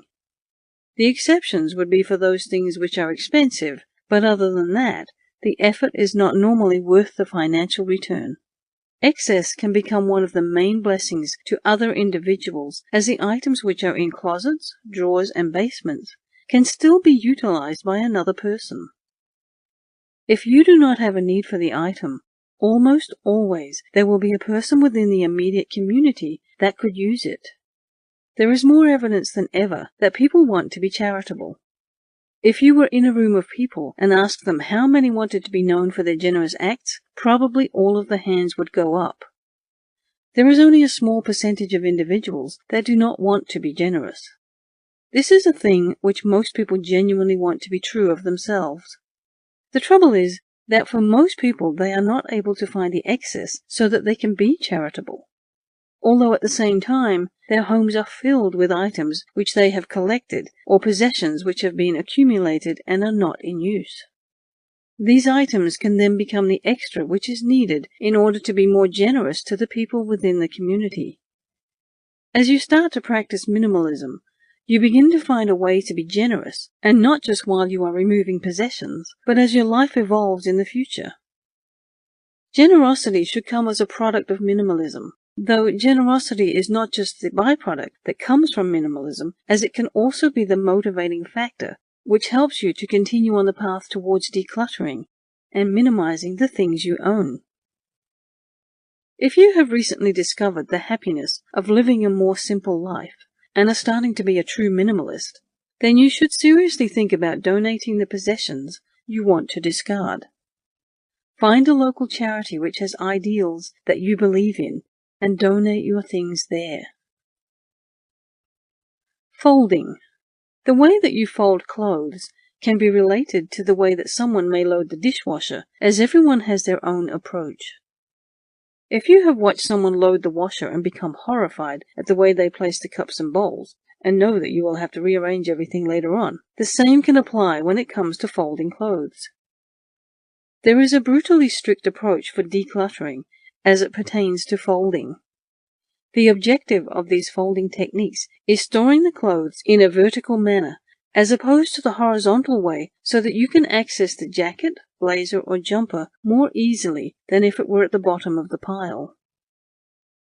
The goal is also to fold items and adhere to the method, and then adjust as it concerns the placement of the folds, depending on the mode of the material and the size of the garment.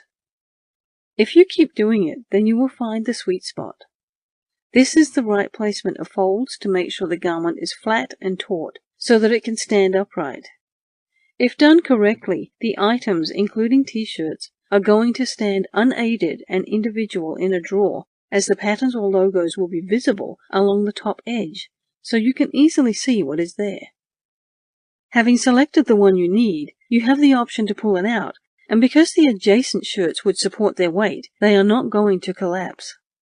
Every item would come with an independent sweet spot, which does not have to mean there would be more creases. Wrinkles happen when there is pressure exerted on the clothes when they are set in a pile in the drawer, with the weight from the items on top pressing on the lower items. When they are stored vertically, then there will be no pressure, so the wrinkles and creases will not be squashed in.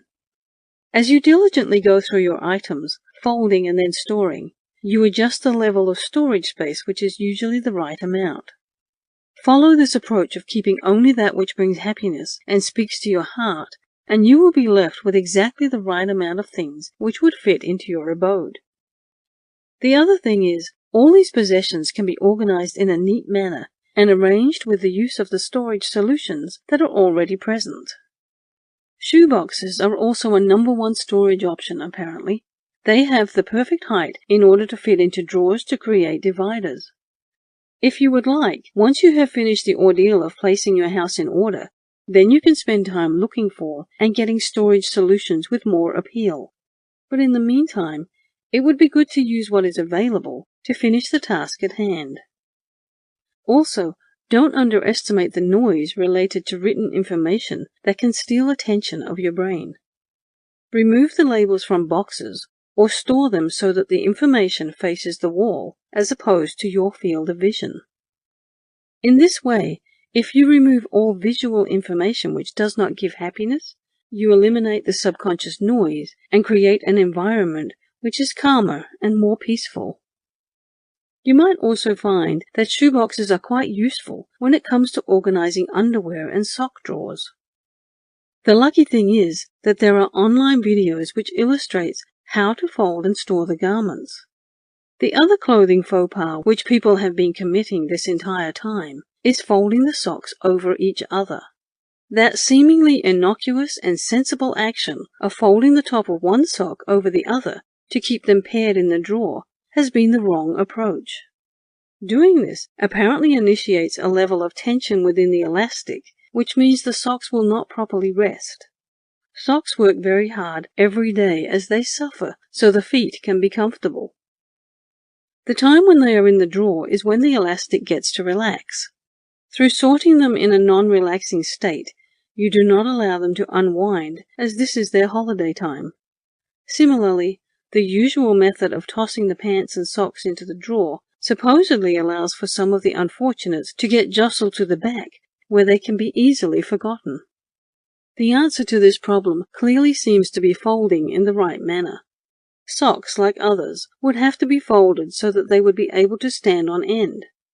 You place one of them neatly on top of the other, and then fold them into neat sections. There are less folds needed for the athletic socks, while more folds are needed for the ones which are longer. These vertical, neat packages would then be placed into the shoebox. There would be minimal risk that the socks would also get separated, which is what happens all the time, as they are smartly folded together, which means they will not intermingle with others. If you keep doing this, you will slowly notice that the socks do seem more resilient like this. People never seem to notice how the old approach creates tension in the elastic. The undergarments, too, would be folded and placed in rows within the shoeboxes. The tights that had been previously bundled into little bags within the new drawers are also going to need a new mode of being stored.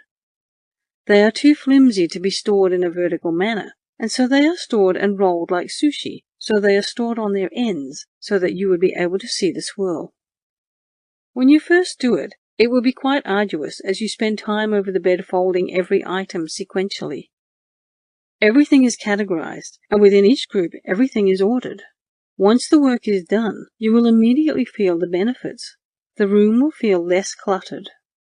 The top of the small wardrobe, for example, will be clear. Previously, it may have had a box of hats or other sewing material and related junk which can be repositioned elsewhere or placed in the discard pile. Place these out of sight and on one of the shelves within the now spacious wardrobe. There is something about storing items on top of the wardrobe, even if it is the basket, that gives the room a sense of clutter.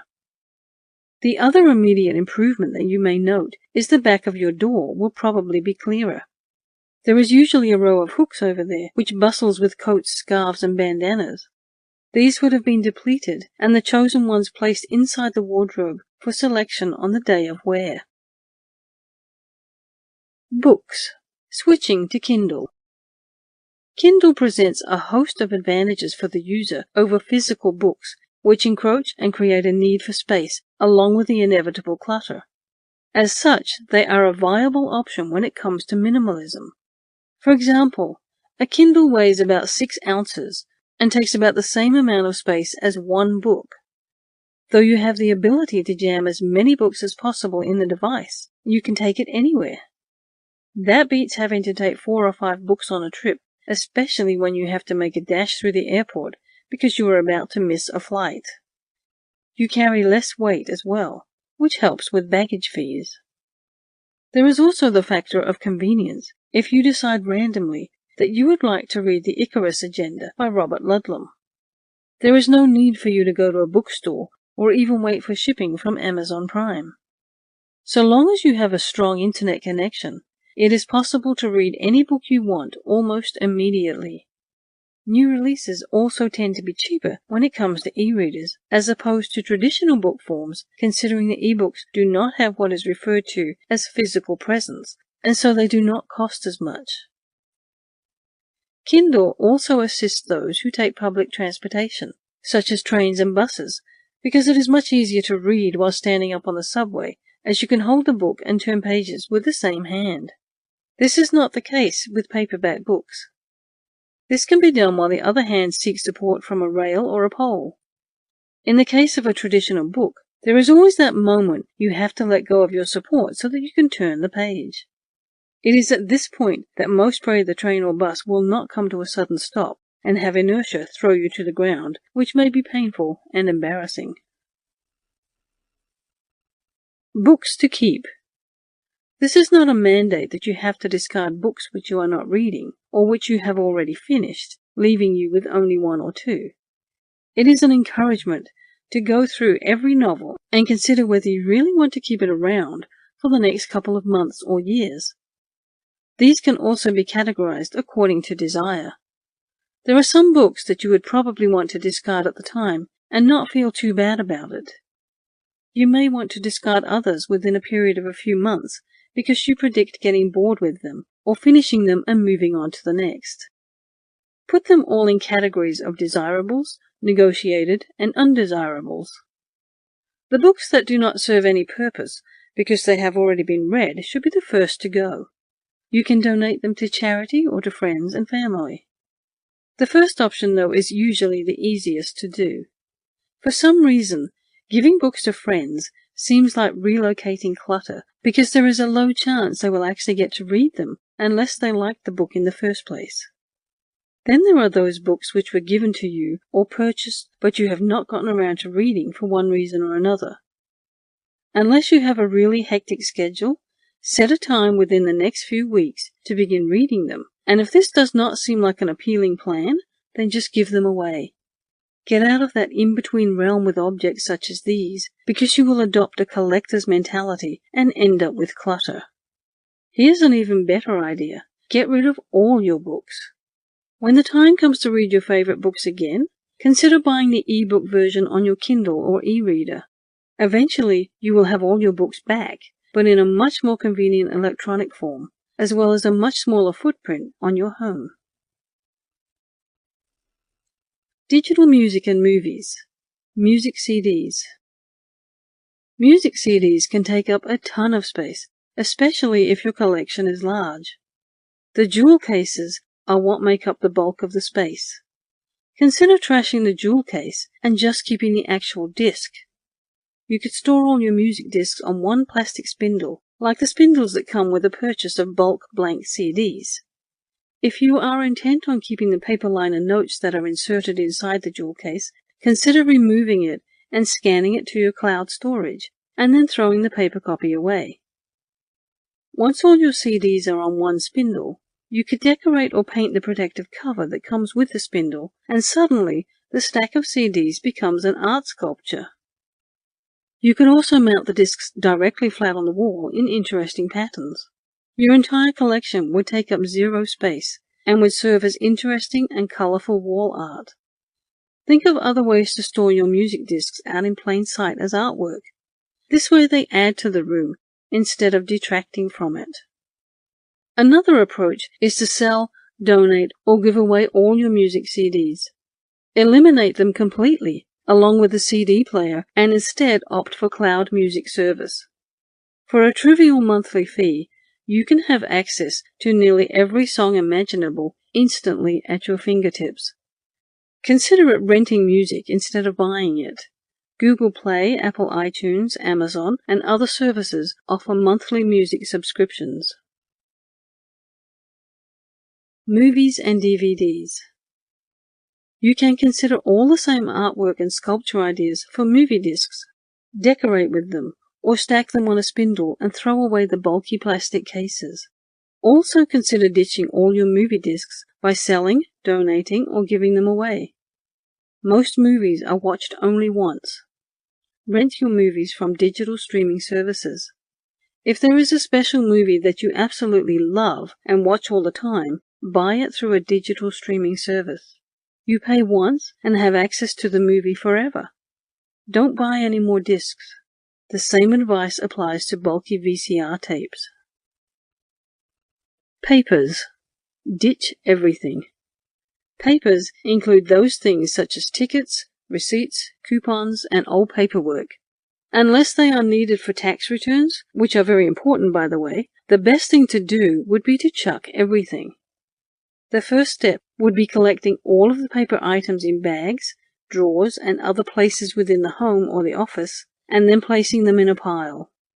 Go through them piece by piece. The objective would be throwing in the recycling bin anything which is not a necessity, like scraps, old bills, and the receipts which are out of date. For those important papers that are left over, sort them by groups according to themes. These can be related to finances, school, work, or even health. These will be the categories used in order to organize and easily file going forward. The next step would be digitization. Set aside the objects which you consider that you have to have a paper version of. For example, that could be copies of the tax returns of the previous years in case you get audited in the future. Add them to a paper file, which is then labeled in the appropriate grouping, which you keep stored in a drawer. For each of the others, set up a filing system online, which is similar to the paper system that was there previously. This can be done on a number of platforms, such as Dropbox, Google Drive, or Evernote, depending on what makes you comfortable. Snap photos of these documents and then save them to the folder for the relevant category. Then you can throw these paper versions within the recycle bin. These 3 steps would be enough to manage the paper. You should not have to be overwhelmed by the paperwork. In making a regular habit of running through the steps above, you will be able to cut down on the paperwork clutter. Kitchen. The act of practicing minimalism within the kitchen area does not require that you sacrifice on your ability when it comes to making tasty meals. Actually, having less congestion in the kitchen is going to make it easier to go in there and make something delicious. Minimalism in the kitchen always begins with the removal of utensils and appliances which you do not need and are not using. This means the kitchen can be decluttered in a cheap and fast manner with thoughtful consideration. The following represents a number of kitchen utensils that you do not need if you want to run a no-frills kitchen. It is neither exclusive nor conclusive. This is just a starting point to help you reassess how much is in your kitchen. If you're truthful with yourself and your situation, you might just identify with it. 1. Crockpot. This is rather bulky, and you are most likely just going to use it once every year. The replacement for it varies via dish, but usually large pots in a low-temperature oven would be the better option. If you really need a crockpot, then you can just borrow one from a friend, as they will probably not always be using it. 2. Excessive pots and pans. These can be simplified down to 3 pots and 3 pans, as you definitely do not need all of them unless you are cooking 5-course meals all the time. 3. Extra coffee mugs. People rarely ever need more than 8 unless you host gatherings more than 3 times a week, which is impractical, and most people usually do not have families this big. 4. Bread maker. These are usually bulky and they tend to eat up the cabinet space. As a replacement, you can try bread recipes which do not need a maker to execute, like the 7 ingredients muesli bread. 5. Espresso machine. For one, you likely do not use this as much as you thought you would. The other thing is to get a good espresso, you usually need equipment that is high quality and the time for adjusting your machinery in order to get the perfect shot. This would not be very practical for the average coffee lover. Instead, you can sell the espresso machine and go to Starbucks when you need a very good espresso. 6. Juicer. These devices are large and tedious to clean. If you must juice, you can still juice without using a machine. 7. Toaster oven. If you do not regularly use the toaster, then it is just a space filler. A regular toaster is adequate, or just a traditional oven. 8. Fine china, heirloom dishes. The emotional attachment for this one tends to be greater as compared to the realization that you do not ever use them. They are usually for nostalgia as gifts for a wedding or a particular person. You need to consider possessing a portion of them and giving the rest to charity or selling them. This one could be a bit hard to let go of, though. Bathroom. If you are feeling convinced you would like to continue your minimalist foray into the bathroom, then that is great. It is a good place to embark your first foray into simple living. There are tips for getting started on creating the minimalist bathroom. The order of business is to get rid of most of the products. It is time to let go of the 9 bottles of body lotion and the random makeup kits that you do not use. Having a minimalist bathroom means having one of everything from conditioner to shampoo.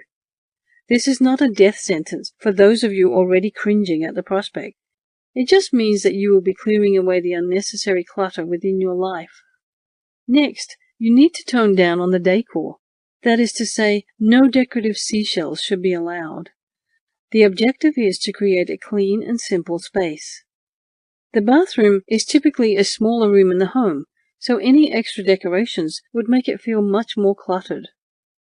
You can pick 1 or 2 decorative things that you adore and which will not crowd the surfaces. Glass jars are also great for neatly holding any of the items which you do not want to be scattered on the sink or even within the medicine cabinet. Take note that the bathroom needs to be free of clutter even in the places that might not be necessarily visible. As such, you need to keep most, if not all, of the surfaces clear. Making the effort to do this thing makes all the difference in the world. Whatever you need to do to make sure that the surfaces stay free of clutter is critical. This is particularly significant for all the minimal bathrooms. You need to resist the urge to throw the towels or the clothes on the floor. Cleanliness is very important. Apart from not discarding things everywhere, you need to take time out of your day so that you carefully wipe down surfaces and the toilet. This will provide the bathroom that extra fresh feeling. If you have the ability to do so, you can decide to paint the walls with a creamy ivory color and then throw up a white or sheer curtain. Advantages of a minimalist bathroom. You get to feel more organized. The power of the organization should not be undervalued. In a chaotic system, it is nice for one to have private corners to yourself so that you stay organized regardless of anything else. You should consider how good it is going to feel to walk into a clean bathroom every morning. It will instill more confidence in your step as you start your day. No last-minute cleaning. You will probably not have to go into a deep cleaning frenzy each time that you have guests. When there are fewer things to clean, then it will be easier to tidy things before people start to come over. At the same time, in a small environment, there is always a bigger incentive for keeping things clean in any case. Enlightenment towards minimalism. You will probably always feel inspired towards decluttering the rest of your home when the bathroom looks simple and clean. By starting small with the bathroom and other areas, you may begin to understand the true way that minimalism functions. Because it is a very small area of the home, the bathroom is a great place for the experimentation of simple living. Minimalism with your car. The Western culture has an affinity for cars as they are a symbol of freedom, affluence, and a carefree lifestyle. Consumerism has also created the idea that everyone needs one. Though rather than giving people freedom, cars just saddle you with debt, and they affect your health because they limit the level of exercise. The following are some things you can attempt in your journey to go car light. Starting small. Selling the car can be part of your downsizing process, as it is a good financial and health-related decision that you can make. It is definitely going to help you reduce some of the debt burdens involved with having a car, including maintenance, insurance, fuel, and repairs. On the other hand, you can retain one vehicle if you have two, or minimize the use of your single vehicle by leaving it at a garage for a period of time, such as a week while you do your errands on foot or by public transportation. Cost-benefit analysis. Even in the event that you have paid off your vehicle, you still need to consider some of the hidden costs. For example, people tend to spend at least a fifth of their income on vehicles. A study that was done by the American Automobile Association also claims that the average citizen spends about $8,410 a year so they can own a car. That equates to an estimated $700 every month. That figure includes the fuel, insurance, parking fees, repairs, washes, and oil changes. Taking this into account, that would mean owning a car is the second largest household cost in the United States. People may spend more on the vehicle than on food and health. If this is your situation, then the car is detracting from your path in minimalism, and you are going to have to make cutbacks in order to free yourself from the financial stresses entailed. Going car light with the children. Doing car minimalism with the children can be a hassle, but you should not let this be a barrier. There are a number of people that operate car-free, and they have children, yet they still claim there are benefits to be had by this option. In this case, you will not have to spend thousands of dollars to get a bike so you can get around safely. There is also an abundance of family cargo bikes and trailer options that you can use. You should also not forget to consult with your friends, elders, and others that went car light and asked questions about the challenges and successes. Going multimodal. Biking is not the only way that one can get around without the use of a car. You need to consider the use of a bus or train, or even walking to your destination. By taking this multimodal type of approach when it comes to transportation, it will make your life that much more flexible. For example, on the days when it is raining or snowing, you can opt to take the bus or the subway, depending on which is more convenient.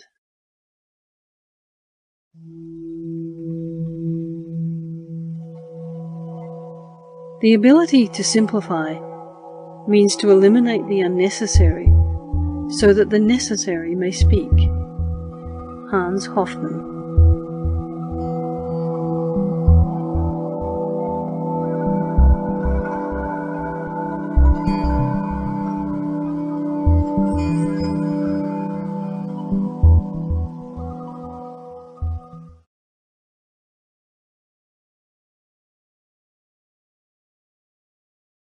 Chapter 5. Storage. Through being clever about the way you organize your living area and how you employ a few storage techniques, there will not be a need to go to extremes and get rid of every worldly possession. The home can continue to feel as streamlined as it did when you first moved in. The window seats are some of the multi-purpose storage dreams. A source of clutter could be the DVDs and CDs. The solution for this would be the window seating. They are not only one of the best spaces for curling up with some tea and a good book, but they also hide all of the DVDs and CDs, which accumulate over the course of time. The best thing about these is they can start to become an afterthought, and they do not always need to be sorted. On the other hand, you may want the flexibility that comes with storage, but do not require a permanent fixture there all of the time. You should consider some mobile storage box options, which you can pair with a comfortable cushion on top of the window seating. These would be adequate for the times when you need additional seating for a party or get-together. The other clutter problems would be paper and post. If you have the luck and have a second floor or split level within the residence, then this may be your untapped storage. One method of using this prime space would be to close it with drawers so that it becomes part of the overall mass of the stair. In the event the stair is near the entry, that would be a good place for things such as bags, shoes, and keys, which you would take off when entering and exiting the residence. Toys may also be a hassle when it comes to storage, as they are purchased frequently, depending on the number of children, and kids do not always tidy up. The solution in this case would be underfloor storage. When you think about caravans and mobile homes, there are a number of storage solutions within the floor and the furniture where you would be able to hide excess clutter. The normal home should not be any different. In this scenario, the floor would be raised and access to the storage space would be via removable panels that are on the floor. There would be no need to sweep the toys under the rug when it is possible to sweep them into the floor. If this is something which you are considering in your home, then you ought to be sure that there is sufficient height in your room, as you might end up with a ceiling that is closer than you think. Similarly, toy boxes would be a great idea, as they typically lend themselves to being handy by adding a simple top. It could be that you would like to have some fun with your children. As such, you might try finding boxes which are strong and have an afternoon when you might decorate them together. Minimalist approaches to storage. Marie Kondo debuted the Konkari approach in 2011 after she wrote the novel The Life-Changing Magic of Tidying Up Has Done It Again. After selling more than 4 million copies of her book worldwide, she unleashed the storage option, which is a set of 3 empty shoebox-style containers, in order to assist individuals to organize their living areas.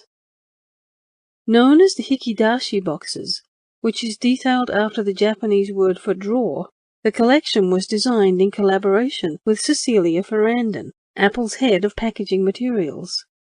The collection consists of harmony, balance, wonder, and clarity. Though the venture championed by Kondo is a bit new, It considers the need for small parts and storage systems which play a significant role when it comes to upgrading the living space. In any case, minimalism concerns stripping away the unneeded elements. This is all about focusing on the things that need to be there.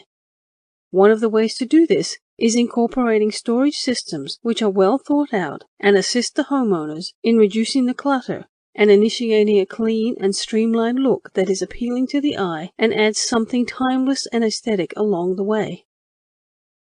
In any case, minimalism does not ever go out of style as a look and will be relevant in home interiors for years to come. The storage solution offered by Kondo is not the only choice when one is looking to add beauty to the residence using this type of system. A number of other brands provide storage units which allow for both function and aesthetic within the minimalist residence. Lundia storage units are a storage system which minimalists can opt for by the Lundia Furniture Company, which deals in storage solutions. The compartments allow for 3 different sizes, as inspired by the ISO 2016 paper system.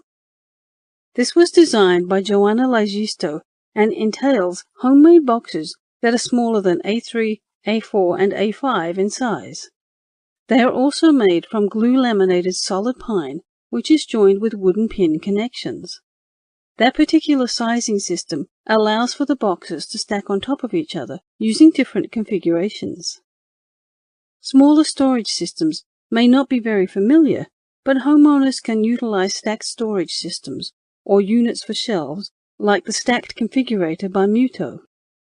Through the use of small clips, the modules are rearranged so they would allow for diversified varieties of shelving setups, side tables, or room dividers. The Stacked Configurator from Muto as an art piece allows for a sufficient amount of storage space and adds a particular edge to the apartment.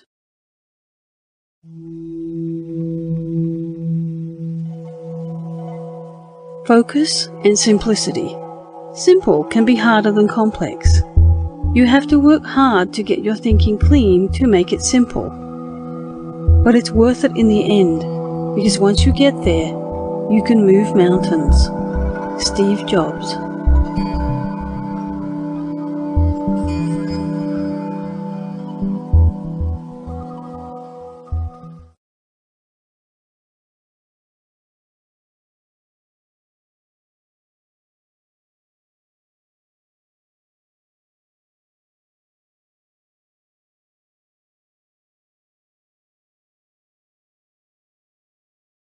Chapter 6. Pets. We adore our pets. They're fuzzy, cuddly, and loyal. We cherish them and love them, and the connection between us increases every day. But with owning pets comes stuff. Dog beds, grooming supplies, toys, medicine, collars, clothing, blankets, and more. We spoil our pets year after year, convinced their life is somehow better with all the things we provide. When you think about it, it's obvious to see that the amount of things we purchase for them is more for us and our satisfaction. We buy the overindulgent treats, we splurge on the special toy, and we dress our pets in expensive clothing. Why? You may imagine a life of minimalism is not plausible with pets, but it's actually amazingly simple. There's one thing you must know. Pets don't need a lot. The quickest way to make your pet happy is to love it. If you ask your veterinarian what a pet needs to thrive and have a beneficial experience, you'll likely hear some of these: food, medicine, shelter, water, proper grooming, flea and tick protection, and exercise. Easy, right? Your home and a water bowl already cover water and shelter. A few grooming items, like a brush and shampoo, will occupy a single drawer. The flea and tick protection and other medicine can be acquired as needed, saving space. If you decide to buy in bulk, they don't take up much space and can comfortably fit in the same drawer with your grooming stuff. Playing fetch or tug-of-war outside leaves you with only a few toys. If there is one toy in particular your pet loves, then keep it. And finally, food. A small case can fit into a kitchen cabinet or pantry. A large bag might need a more significant place. Combined with a bowl, you've now taken up a small corner in your home. The total space for everything mentioned is a drawer and a small patch of floor. Consider using furniture in a new way to provide for your pet. Engineer the bottom drawer of a piece of furniture to house your food and water bowls. Just pull out the drawer and instantly you are feeding the little fur ball. When your pet is finished eating, just close the drawer, and once again the area looks clean and tidy. However, you may find the occasional item that both you and your pet cherish, such as a scratching post or comfy bed. Before splurging, be sure to think about for whom you're really buying the item. Will it bring pleasure to your furry loved one, or are you buying it because it is adorable? During your experience with minimalism, you should also minimize the things for your pets. Donate items that seldom get used to pet shelters. Recycle items that are worn out or can't be restored. For the other things, like clothing, determine whether they serve a purpose or if they are just for you. Once you're done, you can breathe easy at all the extra floor space. With lots of love, your furry friend will undoubtedly be a happy one.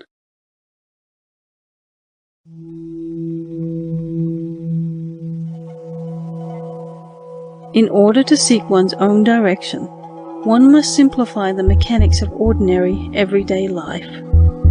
Plato.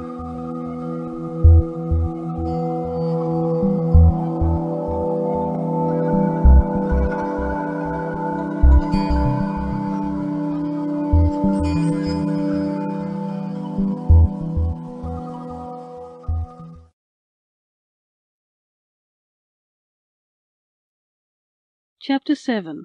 50 Quick Tips to Help You Go Minimal. I have included a list of 50 quick things you can easily do right now to get started on your journey toward minimalism. Not all of these things will be right for you, but they are good suggestions nonetheless. Some of these are geared toward frugality, which is just another form of minimalism, where finances are the focus. 1. Make an inventory for everything. You may not be able to decide what to cut, up to the point that you have a list of everything that you have in your possession. That may take some time, and the time it takes to catalog the materials may prove that you have too many things. When you have knowledge of what you have, categorize it, and this can be done sequentially from room to room by the frequency of use or by the purpose. 2. Live in a smaller house. Just because you are able to afford a big house, it should not be cause for you to go all out and buy a big one. You can opt for a small house and still be comfortable. This is not to recommend you should opt for a one-bedroom rental in the inner city. You can save huge sums of money per year by living in a smaller house, and this will be useful when you least expect it. 3. Go to events with one vehicle. You can also be able to save on fuel and other hassles by going to places or road trips with one car. For one, you will lessen the liability of breakdowns and accidents by half. Though there will be less space in the vehicle, there will be overall better security if you use one vehicle for travel. In the family situation, it will decrease the costs of fuel, servicing, and repairs. 4. Rent rather than own. This one is quite controversial, as people have different ideas on it. You should not always just assume that purchasing would be the better option. In the event that you calculate the interest as you pay the mortgage, insurance, and maintenance, then you might find that buying is going to be more costly as compared to renting. If you rent and save that money, then you can invest the difference and actually end up in a better position within a few years. This is not a given. In every situation, you can lose the investment. It depends on your preferences and situation. 5. Look for used first. It may sound like being cheap, but there are a lot of things that you can get which are second-hand, but they are high quality, or are lightly used and so as good as new. You should see if anyone that you know has one which they are not using or do not need anymore. You may also send out a text or email to friends and family, or even just ask around. You may be surprised. For example, You may be about to buy something, then you discover that your father or mother just bought the same thing and have no need for the previous version of what they bought, say a phone, car, or table. If no one that you know owns that which you want to buy, you can get great deals on eBay or Craigslist, provided you do your due diligence. You may also opt to look for the item at sales or even thrift shops. You may find a good bargain if you look around. 6. Don't be too Spartan. This may seem like the opposite to what minimalism is preaching, even though 100-item minimalism standards are not about denying yourself all facets of pleasure. On the contrary, it is about finding it in simplicity. In this case, you ought to end up with the items which are going to make you happy and make things easier for you in the end. Scaling back does not necessarily mean that you deny yourself life's pleasures. There's a difference between frugality and being minimalistic. 7. Repurge. 3 months after selling or donating those possessions which you do not want or are not using, you need to reassess all of the remaining possessions and then redo the purge exercise to get rid of those things which you are not using at least once a month. That is the thing about the minimalist lifestyle. It is a lifestyle and not a one-time thing, which means you must keep trying to aspire to maintain a constant level of simplicity in your life, instead of just doing a mass purge and leaving it at that. Do not be afraid of ditching something which might come in handy in the future. There are chances that you have a good neighbor that is going to lend you that crock pot when you need to cook for extra guests. 8. Use the 12-month rule. Discard everything which you have not used in the previous year. That includes the Christmas decorations, old shirts and skirts, jeans and utensils. Even that sewing machine that you were given to fix but have not yet touched needs to go. If you have not touched it within the course of a year, the chances are that you are probably not going to use or fix it in the near future, so just admit it to yourself. 9. Eat out less. This one is self-explanatory. If you are a fan of going to eat, then you need to rein that in for the sake of financial relief and waste, because you can probably satisfy yourself with a home-cooked meal. 10. Commute by bicycle. Even if you own a car, you may want to try this option, as it can go a long way health-wise and save on transportation fees and time, as bikes are not caught in traffic the way cars are. 11. Walk. Oftentimes, you may find yourself driving to the corner store, even if it is a distance which you can easily walk, or to a school that is less than 2 miles away. Instead, you can walk and burn off some of the latent calories and do yourself a favor. 12. Sell your clutter. This is more about making money than saving on finances. As such, you can hold a garage sale and sell them for a discount, or do it on eBay depending on where the market would be more attracted to it. 13. Taking care of business. In the event that you own a home office, you may think there are things you cannot live without, such as fax machines, printers, or desks. Your needs will vary as depending on which field you are in, though there are services like EchoSign which are making printing out contracts a thing of the past. This way, you have the ability to send your faxes for free from Fax Zero, and you may even use a laptop with a cooling lap, as opposed to sitting on a desk the whole day. 14. Own a minimalist wardrobe. It's not for everyone, but here is a good tip for the minimalist lifestyle. You should aim to own neutral colors in your clothing, such as black, white, or gray, as they are easily interchangeable, even if you have a small amount of clothing in your lineup. That then saves the stress of picking outfits, and you won't need as many clothes. 15. Resist impulse buying. It does not matter what it is.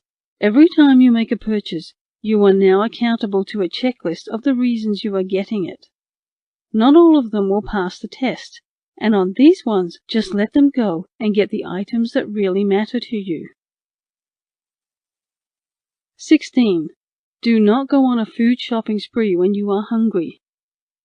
You may have heard this before, but when you buy a lot of food thinking that you will eat it all, simply because you are hungry, go with the inner voice that tells you you are overreacting. This also applies when you are eating out especially. Sometimes our stomachs are being too greedy for our own good. 17. Use a 30-day list in order to curb impulse buying. You may create a 30-day list. If you want to buy something that is not a necessity, then you can opt to place it on that list and add a date to that designation. Make it a rule that you cannot buy the thing for less than 30 days after placing the item on the list. That will give you time so that you can deliberate on how much you want it. After a month, if you still want it, then you can go ahead and buy the item. 18. Only keep the multi-purpose objects. Try not to keep those objects which do not serve multiple objectives within the house. If it only does one particular thing, then you may need to put it in the discard pile so that you can make room for something which has more than one particular use. For example, a couch which can double up as a bed is perfect when guests visit you. It could also be a coffee table, which also serves as a work desk. 19. Use the library. As opposed to buying books on Amazon, you can make the option to visit the local library when you have time and read that book which you have been looking for. The average person allegedly spends almost $2,000 every year on entertainment alone, which is not inclusive of eating out, so there is a percentage of that which goes to books. This is not to say that you should go without, but there are better and more frugal ways to entertain yourself. 20. Frugal exercise. Instead of using your money on gym memberships at exclusive clubs, you can opt for exercise at home. You can buy some of the equipment and follow regimens which are posted online most of the time, unless, of course, you are training professionally. Then you are going to need expert advice. However, if you are doing it for your own fitness goals, then the same can be accomplished at home with the right diet, discipline, and exercise schedule. 21. Use carpool or public transportation. With the use of the bus or walking, there are several ways to get around the transportation cost associated with a personal vehicle. You can seek the help of a neighbor and pay them a fee, especially if your work is in the same direction. On the other hand, there is public transportation. Taxi, bus, and train are all there, depending on which is preferable considering where you live. 22.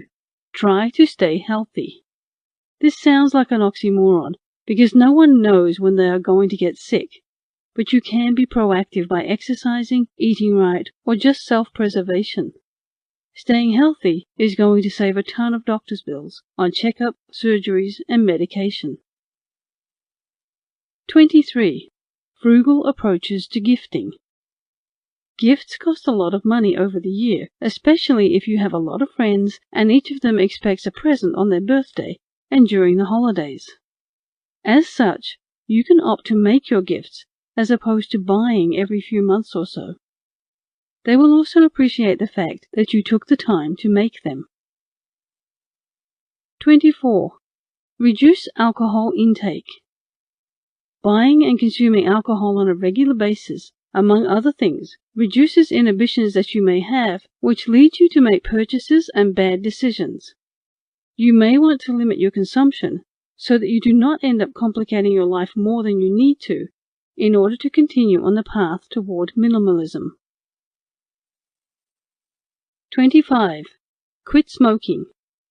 This is an addiction, so it may not be the easiest thing to do, but it is definitely a health basic if you want to steer clear of complications during your later years. You will save money otherwise spent on the cigarettes, not to mention the long-term medical costs involved. 26. Drink water. Usually, people are not aware of the health risks posed by the alcohol and soft drinks they consume, which have a lot of calories and incur costs in terms of health considerations.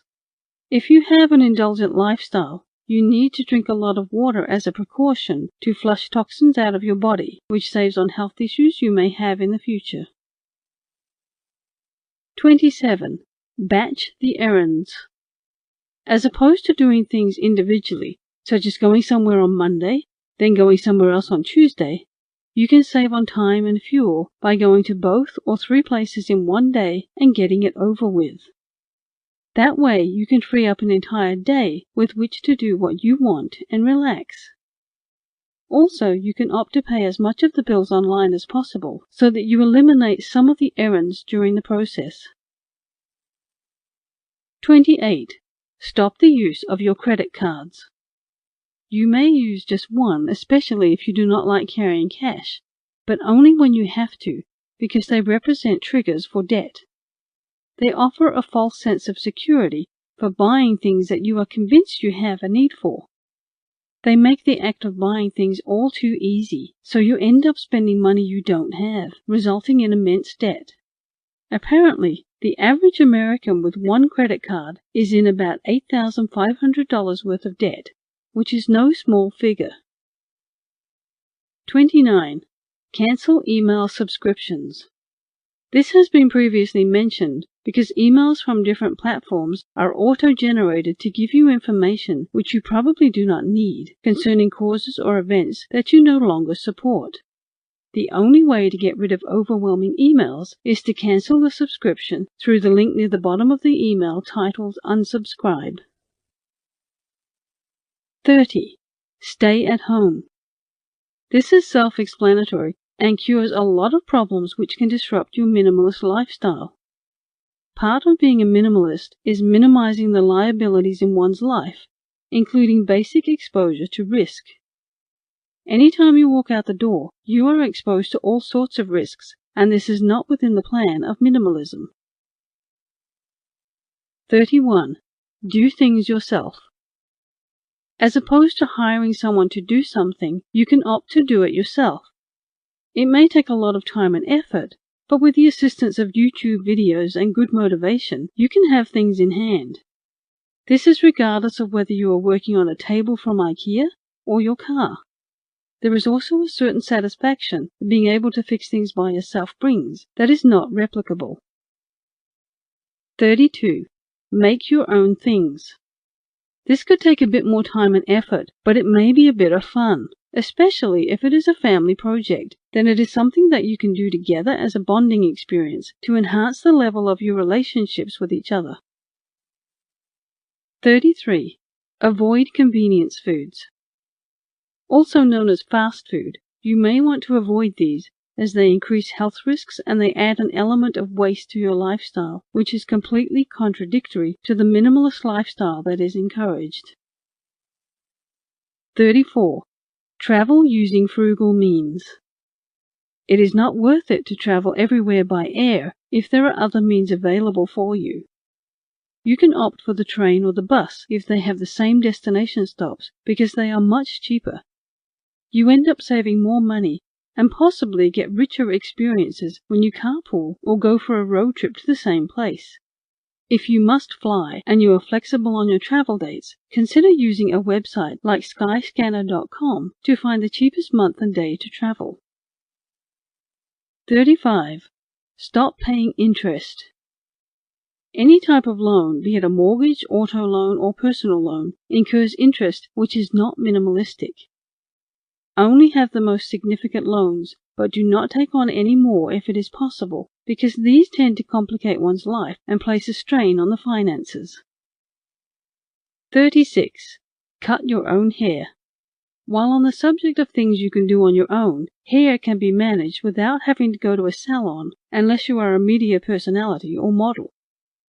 It can be managed by friends and family, according to your preferences, or even by yourself. This tends to work better for men, but it's also possible for women. 37. Cut cell phone use.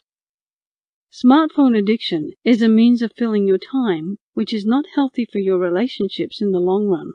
You develop a bigger attachment to social media than to your children, and this is against the minimalistic handbook, which advocates cutting off ties with the harmful distractions of the outside world. 38. Avoid holiday promotions.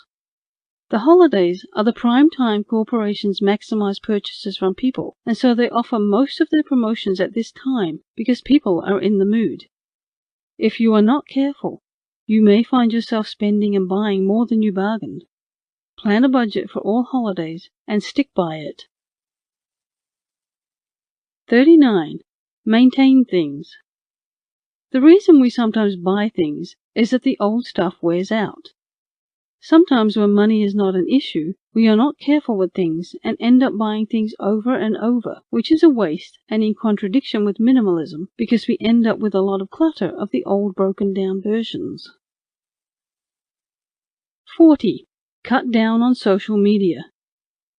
This is part of the theme to cut down on one's online presence because it can become a time filler and addiction which detracts from personal relationships and experiences. 41. Buy clothes on sale. Instead of buying new clothes from expensive stores, you can get good clothes from the thrift shop and at a bargain and enjoy them for years. You will save a ton of money which can be channeled to other things. 42. Plan ahead. This is easy to say, but it is hard to implement. Though if you make it a habit of thinking ahead to matters in your life, then you can save a lot of revenue. 43. Telecommute. This does not necessarily give you a dream life, but it allows you to save on transport and dictate your hours in a way. You also have the chance to control your home environment, which people who work 9 to 5 cannot do as easily. 44. Sun-dry your clothes. This may sound Amish, but it does save on power and having a dryer, which is also cumbersome and costly. The other benefit is your clothes will last longer. 45. Eat less sugar and starch. This is purely for health purposes, as this is usually the main source of poor health. It will also save you the cost and suffering from arthritis, obesity, diabetes, and heart disease in the future. 46. Cook in advance. This is to save you from the laziness which may occur when you wait to have supper at night and end up ordering out. You may also opt to cook in advance for the whole week to save time so that you retrieve it from the fridge when you need it. 47. Wash your clothes less. Some people wear clothes and wash them the next day. You may opt to wear them again if they are not dirty. Most of the time, you may find they are still presentable, and this saves on washing. 48. Save on gas. Considering the state of the economy and the price of gas, you may opt to use the car less or use it for multiple errands at the same time. 49. Eat economical meals. Save money by going for combinations which are economical depending on your periodic budget. 50. Save on the groceries. Buy things in bulk from wholesale rather than retail stores and store them so that you do not have to keep going for shopping. It may also be because you do not want to spend too much money and you have a large family to feed.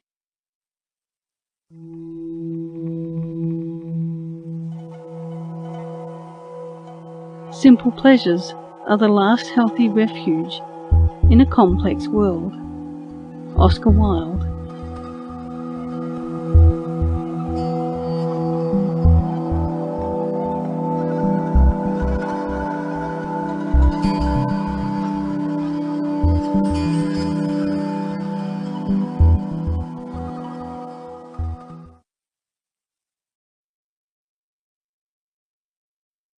Chapter 8. Benefits of Minimalism.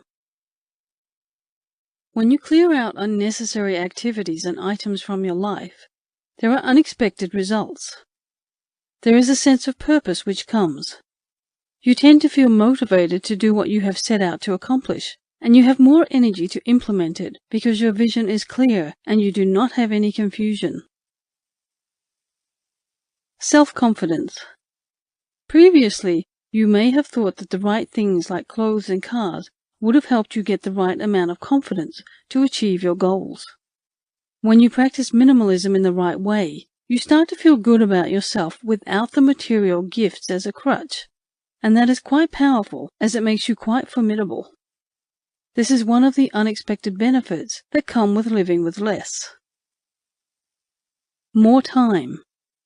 When you get rid of the excess things and limit wasteful experiences, you may be worried that you will get bored, but you will slowly start to adapt to the new structure of your life, which is refreshingly healthy. As a result, you find yourself unusually happier or in better moods most of the time and able to be there for your spouse and children when they need you because you have more time to yourself. Less stress. Imagine living in a universe where you don't come home to a cluttered house, or you do not have to wake up early on a Saturday morning to do something you did not want to do in the first place. You will have fewer conflicts, and so you are more at peace and have an overall happier existence as compared to people that have different commitments and hang-ups that they are not able to get over. Better health. By reducing your intake of alcohol, stopping smoking, and reducing the times that you eat out, you may effectively be cutting your health risks in half and giving your body the chance to replenish its reserves, allowing for better health and energy. Minimalism will enable you to scale back on those things which cause you mental, emotional, and physical stress, so that you are able to have an optimal life and have better relationships with your loved ones. Extra money. This should come as no surprise. When you adopt minimalism, you are saying no to excessive eating out, no to ordering things online, and no to shopping, all of which puts a dent in your finances. It should be logical, then, that you are probably going to have more money at the end of the month if you do none of these things. You also get to explore your philanthropic side because you will be donating some of your things to the poor or to a cause which you believe in. You provide a good example to your children. When you adopt minimalism, decluttering is one of the first themes, which means cleaning out the house and keeping it that way. This provides a good example to the children, who will then adopt it for cleaning their rooms and play areas. They will grow up to be tidy and self-sufficient, which is a great gift in this current age. You will also instill the values of charity and kindness when you give the unwanted things to the poor. As such, it is going to teach them to get rid of things which do not provide any value to them, which is not taught a lot of time. Visual appeal. When you declutter the house and go from the living room to the kitchen, bathroom, and bedroom, you make it visually appealing. You do not have to clean it regularly. When visitors come, you create a good impression that you have things in order because you have tidied up so much. It makes the rooms appear neat and organized in a way that was not possible before. The car and garage areas are also almost always presentable, and you get to store a large number of things in a small area with the use of the condo approach.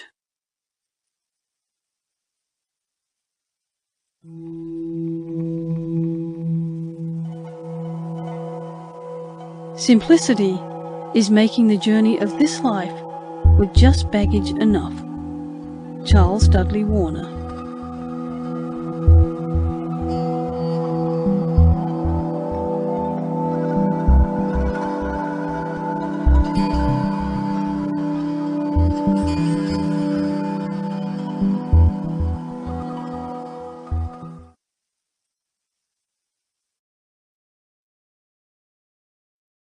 Chapter 9.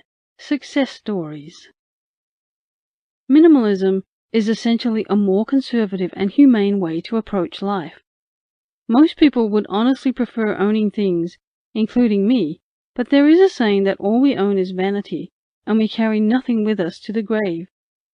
However, the reason most people work is to earn so they can possess things and lead better lives.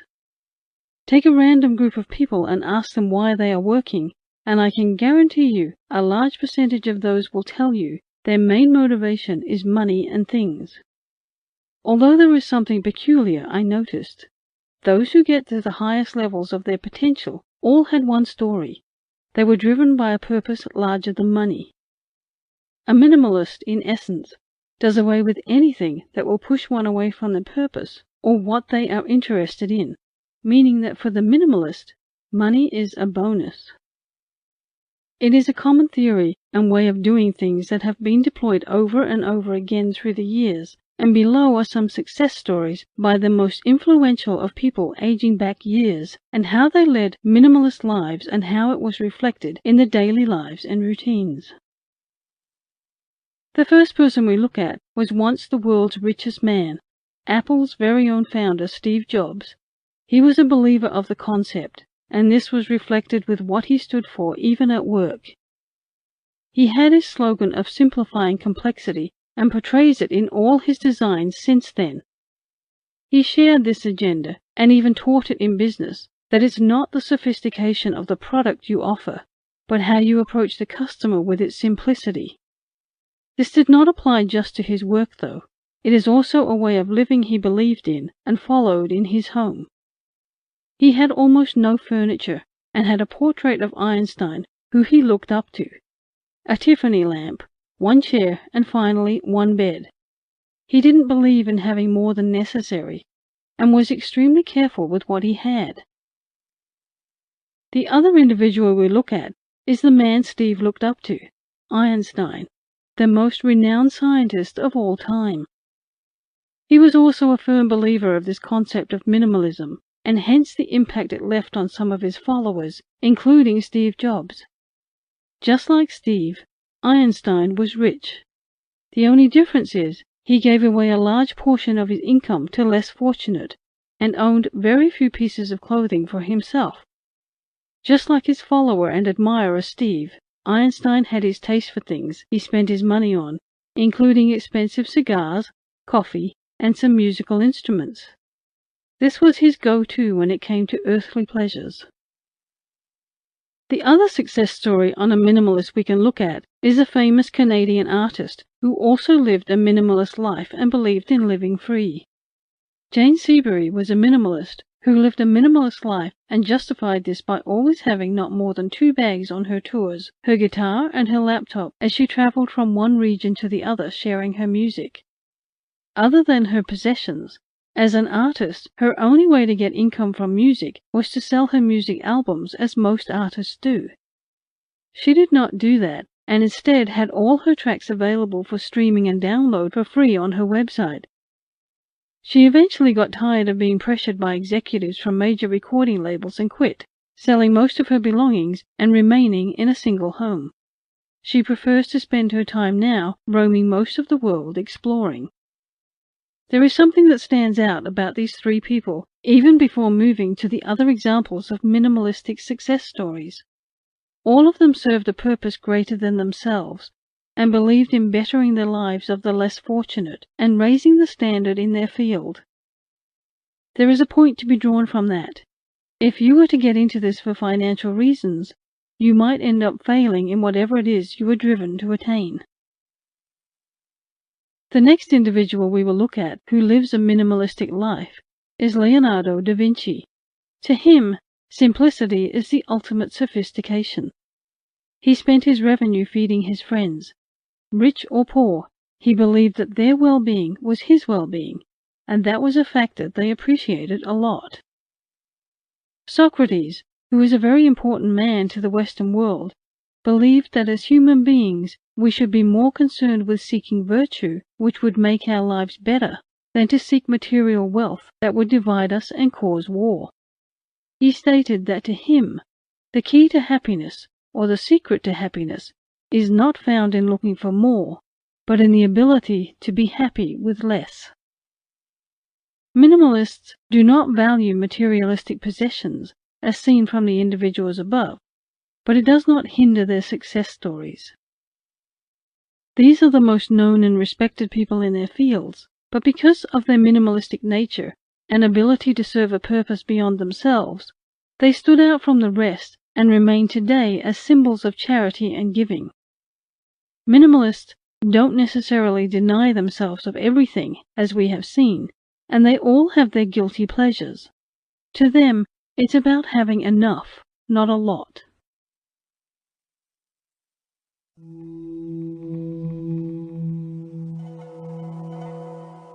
Purity and simplicity are the two wings with which man soars above the earth and all temporary nature. Thomas Kempis.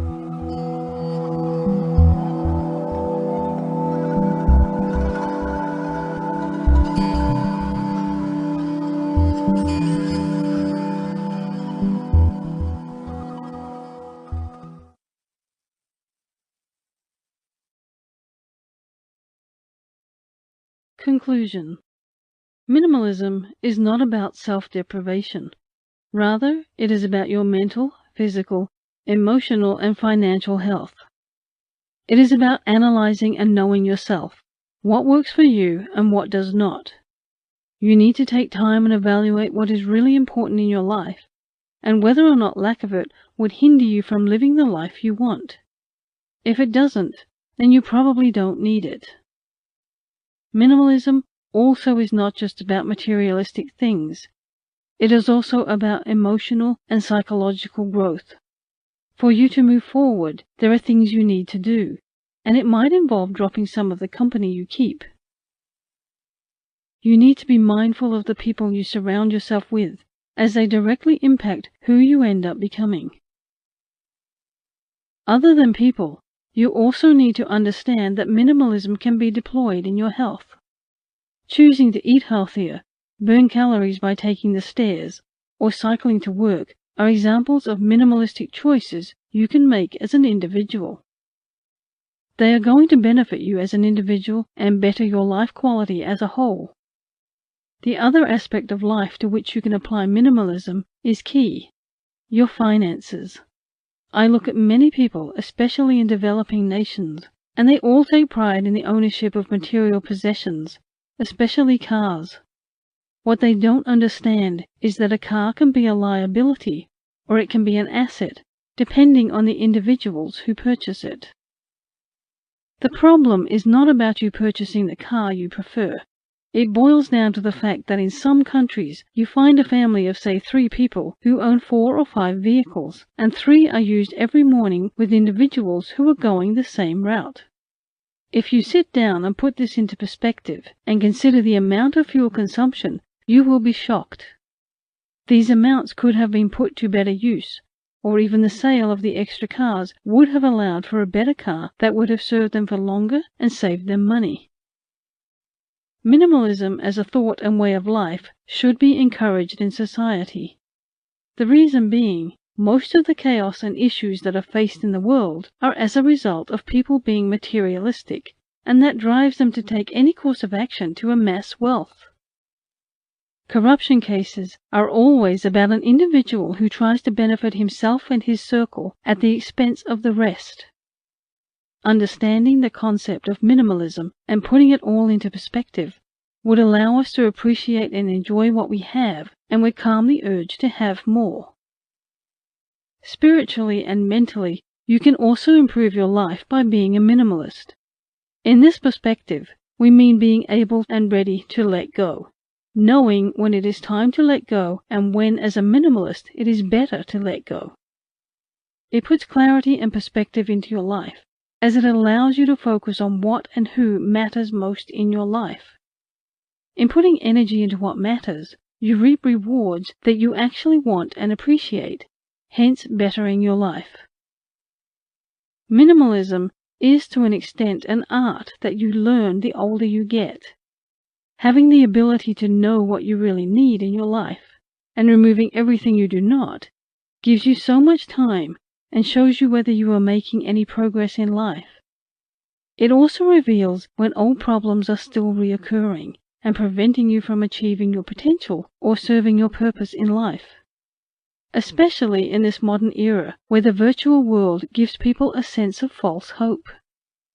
Being a minimalist helps you get some perspective and much-needed clarity to guide you and put you a step above, as seen in our case studies. Joel Osteen said that he wished everyone could get what they wish for, and buy and do everything they ever wanted to do, and then, just then, would we all realize that it is not all that. There is more to life.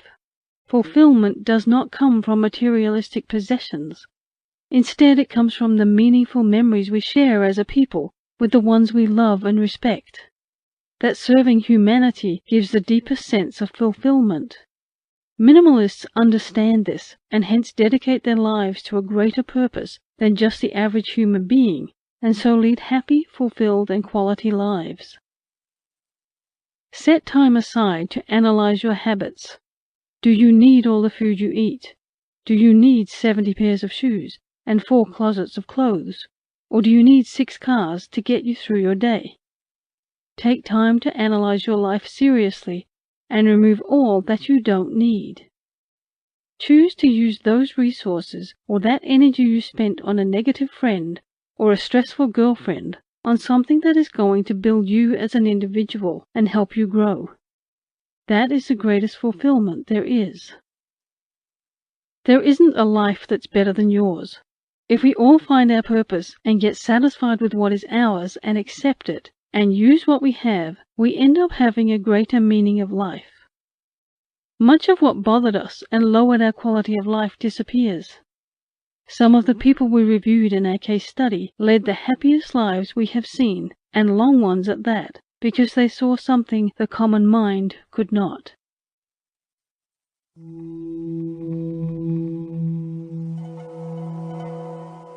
Minimalism is beautiful and should be embraced.